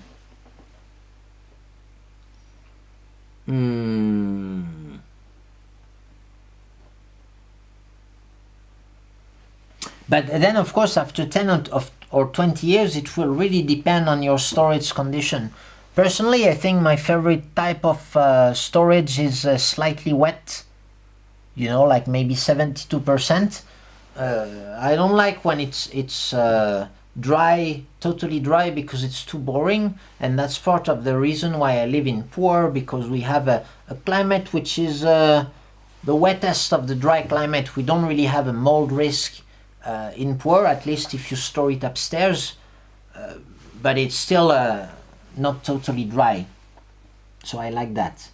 Monghai storage is also nice, but I don't like Kunming storage, for example. It just kills the tea. Do you have any thoughts on the overall shift from chemical fertilizer to organic fertilizer, including pros and cons and effectiveness of regulating soil acidification? So I think a chemical fertilizer and organic fertilizer are complementary. They should be used together in conventional agriculture, because organic fertilizer, okay, so organic fertilizer has nothing to do with an organic label. Organic means it's made of carbon. When you have organic fertilizer, it's basically manure or rice straws. Typically you will put it in a pile and make a mix, you know, have some fermentation going, and then this organic fertilizer will bring some nutrients, a little bit of nutrients, and mainly a lot of organic matter to the soil. So it will improve the structure of your soil. The structure is like when you touch the soil, what does it feel like? Is it compacted or is it fluffy? You know, that's the structure. And so you could say the more organic matter you have in the soil, the better the soil, because you have better nutrient and water retention capacity. So the amount of organic matter, it's like building a fridge, you could say. Okay, so let's say you buy a fridge with some food inside. That's basically what organic fertilizer is. But of course, when you eat the food, then the fridge is empty. So you could buy another fridge with food, but it's pretty expensive. And so that's basically what organic fertilizer is. It's mainly expensive in terms of workforce, because you're talking about tons per hectare that you need to spray. So if you have a tractor, that's fine, but in the tea gardens you have to do that. You have to carry the organic fertilizer uphill, so it's a lot of work. And chemical fertilizer is more like just buying food. So you could build yourself a big fridge, you know, with the organic fertilizer, and then add some mineral fertilizer. So chemical fertilizer is a kind, belongs to the mineral fertilizer. Okay, so the mineral fertilizer are like the food, you know. So if you want nitrogen, chemical fertilizer is your best option, because basically you have nitrogen everywhere in the air, and if you heat the air, basically you create a thunderstorm in a small box, and you have the nitrogen from the air just becoming chemically available nitrogen oxide. And so you can pack this into little pellets, which you will spray in your field, and that's really high in nutrient content. So you just need maybe you just need dozens or hundreds of kilos instead of tons. So you can even go by hand, you know, with the fertilizer like this. So they need to be used as a mix, I would say. Now, a lot of people are not fond of the chemical fertilizers, because they argue that to build those little pellets, these little pellets are probably built of a kind of plastic or something, because they are designed to release the chemical fertilizer slowly. So it's not really that chemical, that nitrogen oxide in itself, which is a problem for the pollution. It's more the package they come in. And so some say it can be damaging to the environment. To what extent, we don't really know, because it's a bit like the glyphosate issue. We know we can find traces of it everywhere, but we don't know exactly what damage it does to the field. At least it can lead to damage in water, for water pollution. And so in the expensive areas for high quality tea, typically we don't use chemical fertilizer. But it's not a big problem for the tea, because the tea doesn't need a lot of nutrients. It's a plant which is meant to grow on poor soils to begin with. Now, if you want to try to grow your corn or your rice without any chemical fertilizer, well, good luck, you know, because you will be doing the way it was like 200 years ago, when food was really expensive and most of the workforce was used to produce food. Okay, that chemical fertilizer is a staple of the green revolution, of the modern agriculture. No, for the tea we don't need to use those chemical fertilizers, because we don't need a lot of nutrients, because you don't take that much out of the fields by picking the leaves. Okay, so so we can't just get away with temporarily you could get away with not fertilizing at all, and that's what is done in many mountains nowadays. But I think it's like politician thinking, because the consumers doesn't like to hear about fertilizer, so we're going to prohibit fertilizing. Okay, but then imagine your field, your tea garden is like a box. Every year you take out some nutrients from this box, right? You pick the leaves. Now, what do you put in? If you don't put anything, you're taking into the stock in the soil. And the soil can have pretty big reserves. So maybe you can do that for 10 years. You will have some decreasing yields. And this is what's happening in most places. And at some point, if you want the yield to increase again, you will have to put something in the box. So that thing, it can be organic fertilizer. That's maybe the best option if you're making high quality tea. You can incorporate it when you till the soil in winter, and it's all a matter of dosage, because you don't want to have a high yield, because if the yield is too high, the tea will taste weak. So you need to find that compromise between quality and the yield. And well, for example, in the wine world, this is decided by each local syndicate, because they have those geographic indications. And to be able to name your wine after the place it's produced in, the AGP, okay, well, you need to abide by a certain yield limit. So it's pretty simple. They know how much surface of vineyards you have, and they tell you this year you can produce that much wine, and you're allowed to bottle that, to sell that many bottles with the proper name. Of course, you can produce more, but then that excess, you won't be able to name it with the geographic indication.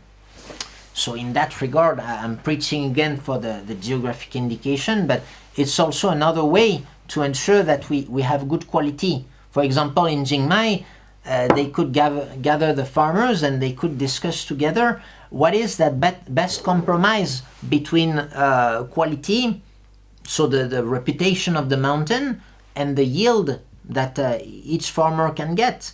And from that you can derive, you can talk about your fertilization plan. You can do a bit of calculation, or rely on your experience to know, to reach that yield, how much fertilizer do we need.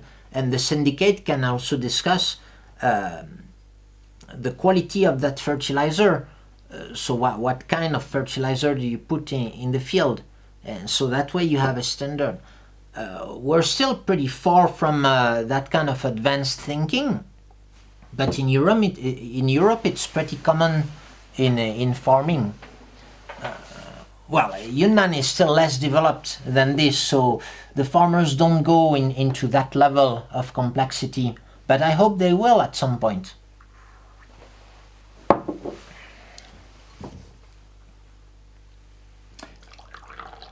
And so regarding soil acidification, I don't know, because all the soils are acidic, we're in the tropics, and the plant is just allowed to grow. Oh, you can see it's getting pretty dark still.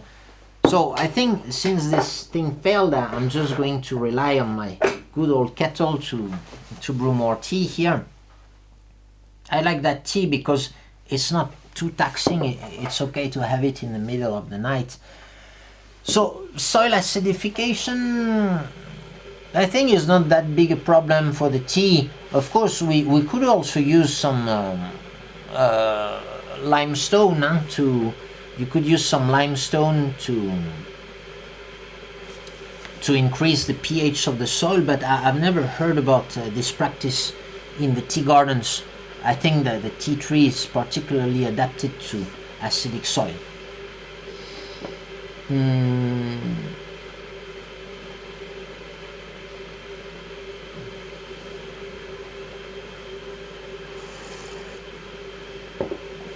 So for someone that is relatively new to Pu-erh, would you rather suggest buying cheap cakes like Jingmai Yellow Flakes, Talong Sun Ripe, or buying more and different samples for the same volume?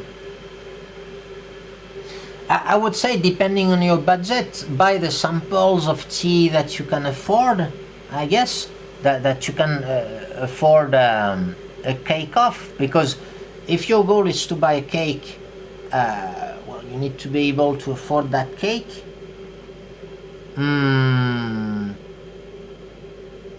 If budget is no limit, I would still recommend you start with more basic teas and maybe buy a samples of more expensive tea, you know, because if you directly start from the, you know, I know a guy who only drinks Lao Banzang tea, you know, and really he gets the really good stuff from Lao Banzang. And so when I met him, it was pretty hard to brew any tea for him, you know, because if you're used to drinking Lao Banzang tea every day, of course all the other teas will taste pretty boring or pretty flat. So even if your budget allows it, I wouldn't recommend you start with the expensive tea. You somehow need to earn, I think it's a way to put it, you need to earn your right to drink that expensive tea. I think it's good to have some samples of expensive tea when you're a beginner, but just from purely like, I'm thinking about Epicureanism, like how to maximize your happiness with Pu-erh tea, for example. And I would say, don't get used to the good stuff. Just be happy with the basic stuff and just increase slowly, you know, not only as your budget allows it, but as you acquire more experiences and as you feel more confident in really appreciating the,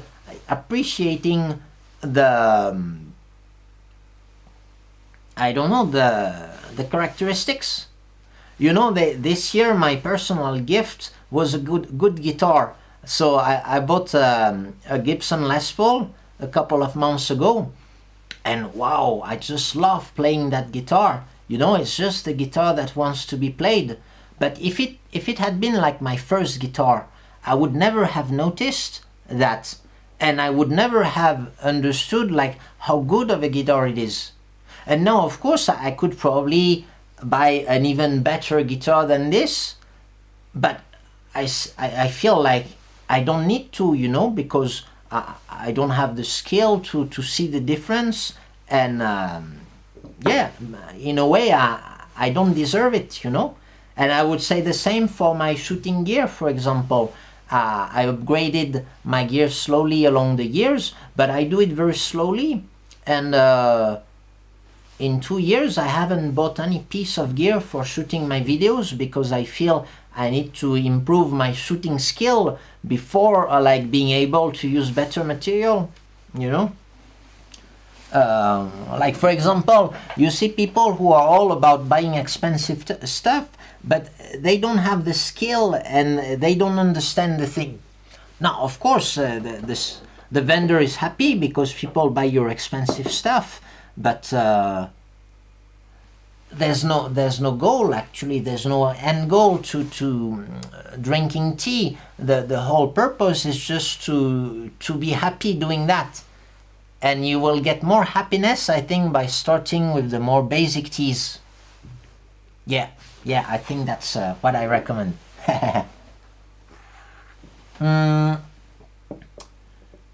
How much grams of tea do I drink daily? It depends.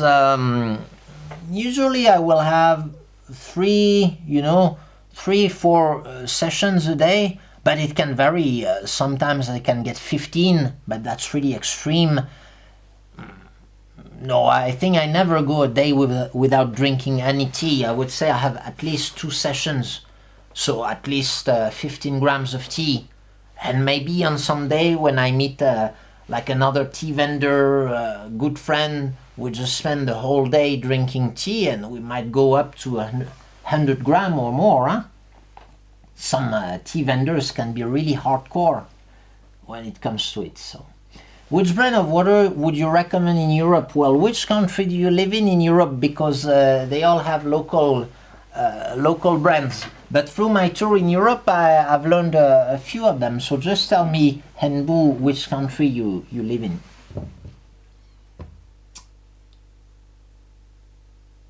So I used to drink 2 liters of tea daily, but then I started to have very strong heartburn each time I drink even a single cup. Have you heard of anything like that?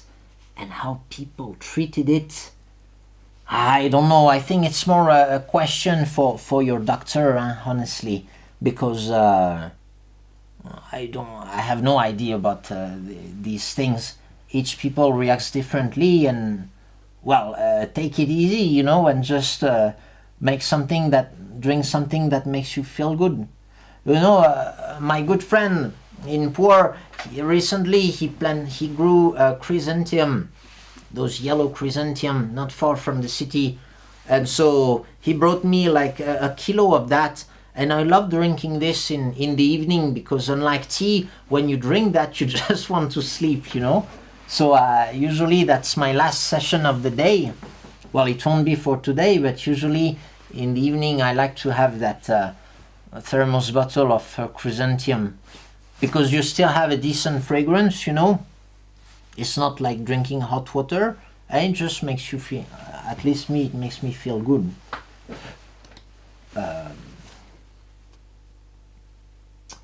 So, what are some new mountains areas that you're interested in exploring to find and source tea from in the coming year? Okay, so let's go on Google Earth. So Sichuan-Banna, I'd like to explore like this part, all east of the highway, you see. Well, Dadugang, Dalongshan, I still haven't been there. Well, I just crossed through, like you have the old road going there, but I'd like to explore more, you know, that Dadugang is there. And then you have the 6 famous tea mountains, which I only know very superficially. Now you can see Iwu is there, well separated. I need to go again, honestly. And here you can see that mountain range is more the 6 famous tea mountains. So Gadang, Mangzhi, Ibang, Yola, Manjuan, and Iwu. So I will need to go there. Then I would like to go to Zhenyuan. So if you look, like you have Ailao Mountain, and Zhenyuan is like the south of Ailao Mountain. So it's not too far from Pu-erh. Oh, this is Jingu. Now you take the highway there. This is Ningor. You keep going. Mojiang. No, it's not Mojiang. You just take the small road there. And yeah, Zhenyuan is there. It's an absolutely beautiful place. I love, my favorite part of Yunnan is the road between Zhenyuan and Jingdong. Like that mountain range is really beautiful, and you will get the best ham you can find. This is incredible. The ham and sausages there are just crazy, and you can, because it's all high altitude forests around, you get all that moss and special dishes there. I love going there. And so yeah, in those mountain ranges, so it's southern Wuliangshan and a bit of Ailaoshan, you have a pretty interesting tea. Then I would like to go to Gangma. So you see, you have Mongku there. This is the western mountain and the eastern mountain of Mongku. Bingdao is around there, I think. No, am I too high? Oh no, Nanmei.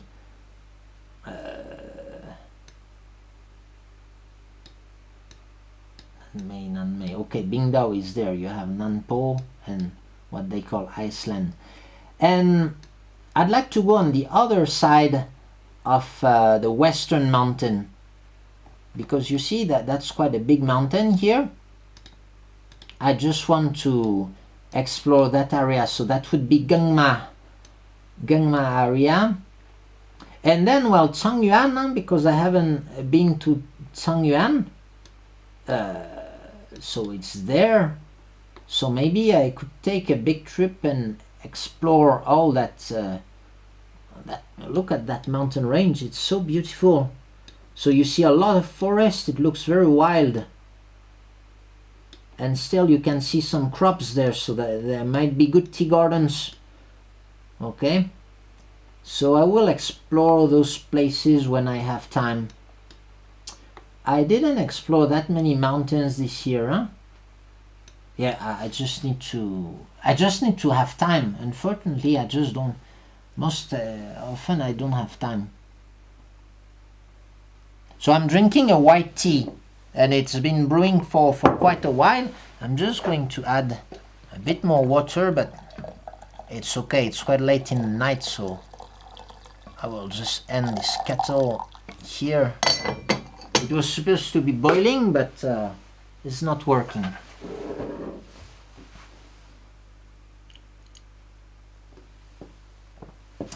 So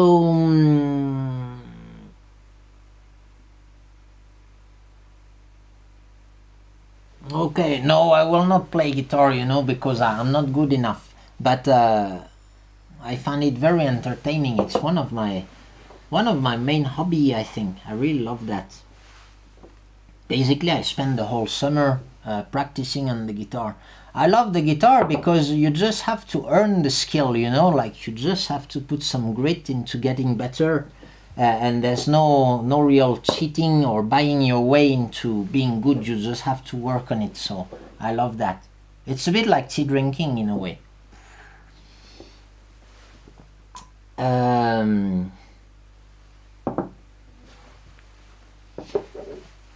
Yeah, thank you. You do some really impressive shooting editing. It really shows on your live streams. You can really tell you try hard, and I commend you. Thank you very much. But so that's where I find that you don't need really you don't need that much gear. I mean, like it's better to spend time to practice the thing, and the gear is a bit secondary. And same, like to be a good tea drinker, you don't really need to own expensive tea. You just need to put some attention into the tea drinking. Yeah, so you don't always have to buy the expensive tea, actually. Yeah? Okay, so if you live in France, so I'm most familiar with, when I was a student, I would go with Montroucou because it has the lowest mineral content there, and Volvic is nice for the aged Pu-erhs and the ripe Pu-erhs, but I think it's a bit on the high side. Montroucou can be a bit aggressive, but usually I prefer it that way when it's crisp. Do you prefer living in China now compared to France and Europe? Well, it's really hard to say because when I was in France, I was either living at my parents' house or as a student. And now in China, you could say I live more in the business world. So even, for example, when people share their opinions about a country, like if you're an English teacher in China, you'll have a very different experience from doing business in China. You just meet different kinds of people, and if you're a student in France, well, you will meet French students. And I don't know really what doing business in France is like, for example. So it's hard to say. Honestly, I could say I've never lived in the West in my current situation, like doing business like this. And maybe later, but I still want to stay in China for a couple of years at least, huh? Because there are more tea areas to explore. I enjoy your interest in philosophy. Could you recommend any books that connect philosophy with tea with philosophy?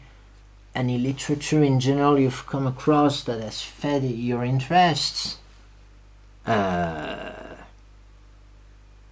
Usually I would say I connect more tea to philosophy. Philosophy is more fundamental than tea. In a way, tea is an application of philosophy. For example, when learning about tea, you can really learn about like epistemology, what it means to know something or to not know something, and what's the learning process, and what's the nature of truth, for example. These are things you experience with the tea. So in a way, tea is a good example. And you know, all throughout my university years, when I was learning something, I was always trying to relate it in a way to tea, and it makes it much easier to remember that way. You know, all the biochemistry or the things, I would always think like, how could we apply this knowledge to tea? So I don't think that there's a need to connect directly the tea and the philosophy. Well, it's your job to do the connection, and I think you can just read the good philosophy books. I started with Meditations from Marcus Aurelius and the Stoic philosophy, but then I read more about Nietzsche. I think Nietzsche has a really good conception of what power is, and it helps understand a lot of what's going on in the world. You can learn how to be a tea master with Nietzsche, you know. That's how the tea masters work. And if you want to learn how to be a tea master, it's because you will never be a tea master, because the tea master it doesn't need to become a tea master. You see what I mean?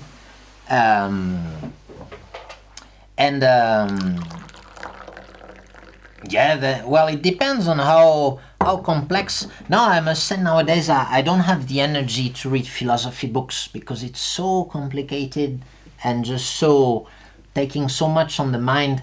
I read that during the COVID, actually. But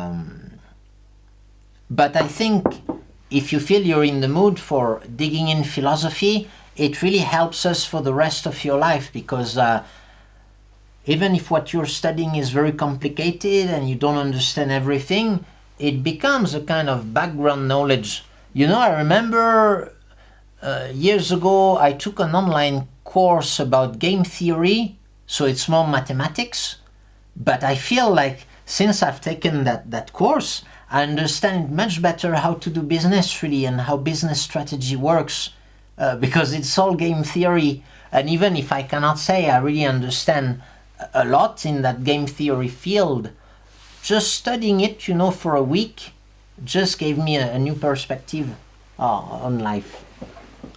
So I think it's great to study philosophy. Well, when I'm doing my orders, I like to listen to the podcast Philosophize This. This is a great podcast, really.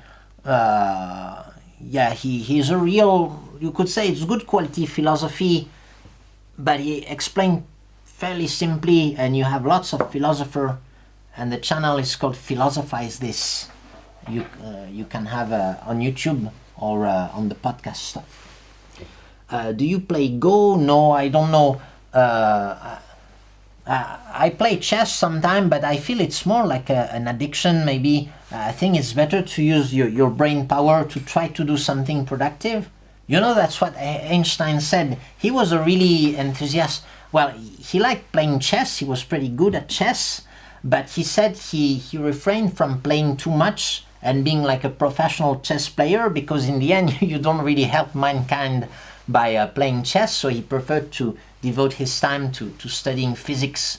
And I'm afraid that if I go into that kind of game, I tend to have that a bit obsessive personality when I get into something.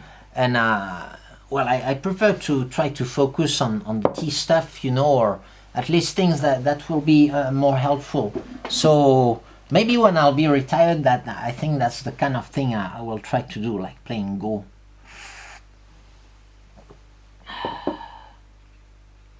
Yeah, so in France you have Volvic is okay, a bit hard, Montroucault, or you have Montcalm as well. Montcalm is also a good water, which you find, I think, in I don't remember in which supermarket, and these are pretty cheap waters, so that's good.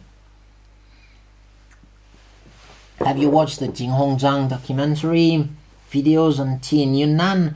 Yes, but a long time ago.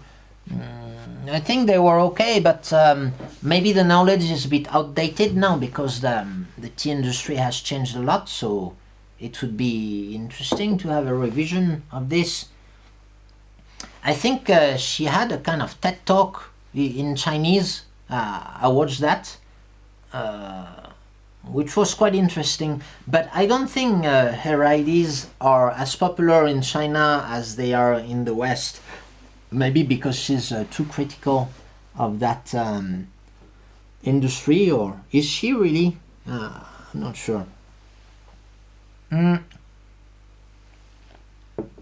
What's your opinion on roasting shangs? Like it's common with oolong like Yansha and Dansong, seeing this rising on the tea market.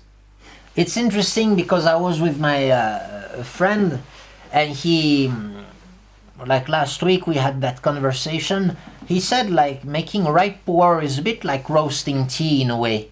It's quite the same philosophy. Maybe you take material that's not that good as shang, or at least like you can try to make the material better by making it into ripe tea, and you can do it at different levels of fermentation which should be comparable to the levels of roasting. So if you have poor quality material, it's better to have a heavy fermentation. So it's really like the roasting, and usually the best ones you don't want to roast them. Now when it comes to roasting Pu-erh tea, that's how the traditional people drink tea in the villages. Like the old people, they like to roast the shang Pu-erh before drinking. Yeah, it's okay, but it makes the tea a bit simple. I don't know, I haven't tried it that much, honestly. But in style, I feel it would make more sense with the oolong, because for the oolong you're more into the fragrance, and that's mainly what roasting brings to the table. It tends to take on the mouthfeel, you know. The heavier the roasting, usually the lighter, the thinner the texture, the lighter the mouthfeel. So I would think if you have good Pu-erh tea, you don't want to roast. But yeah, you can try actually. You know, you can roast tea just at home, huh? In your wok, or your cooking, your frying pan or something.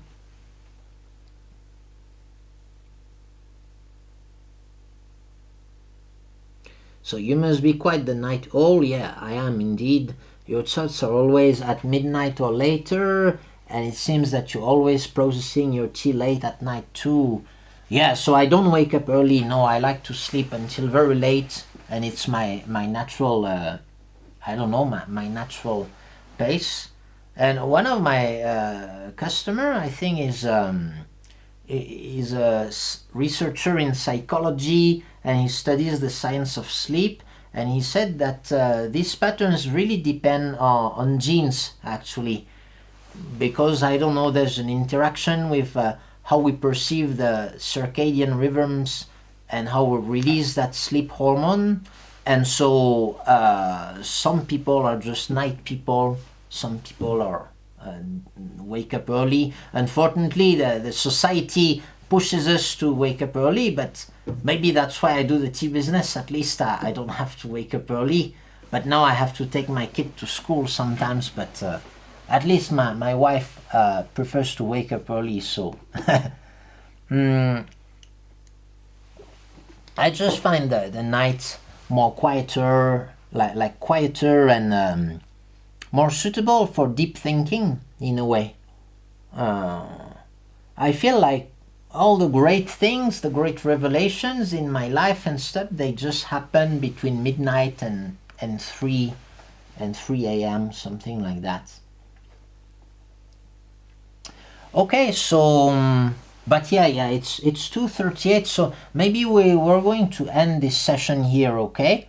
Yeah. Okay, I think I will leave it. I will leave it online for a couple of days, and then I will remove the live. Maybe some people will want to watch. It's quite a diluted content, but why not? And okay, so thank you everyone for following this session. I'm so happy that there are so many people attending. It really touches my heart. So our 20% discount is still going on for like 23 hours now, okay, until tomorrow 12 a.m. So if you haven't ordered, well, I hope that that live stream cleared some questions. Otherwise, well, I hope you will you will enjoy your order. It will take us a good week really to process all the orders. Thank you very much for all the orders and for the trust you put in our products.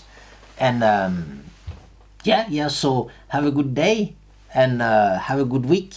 See you later. Bye bye.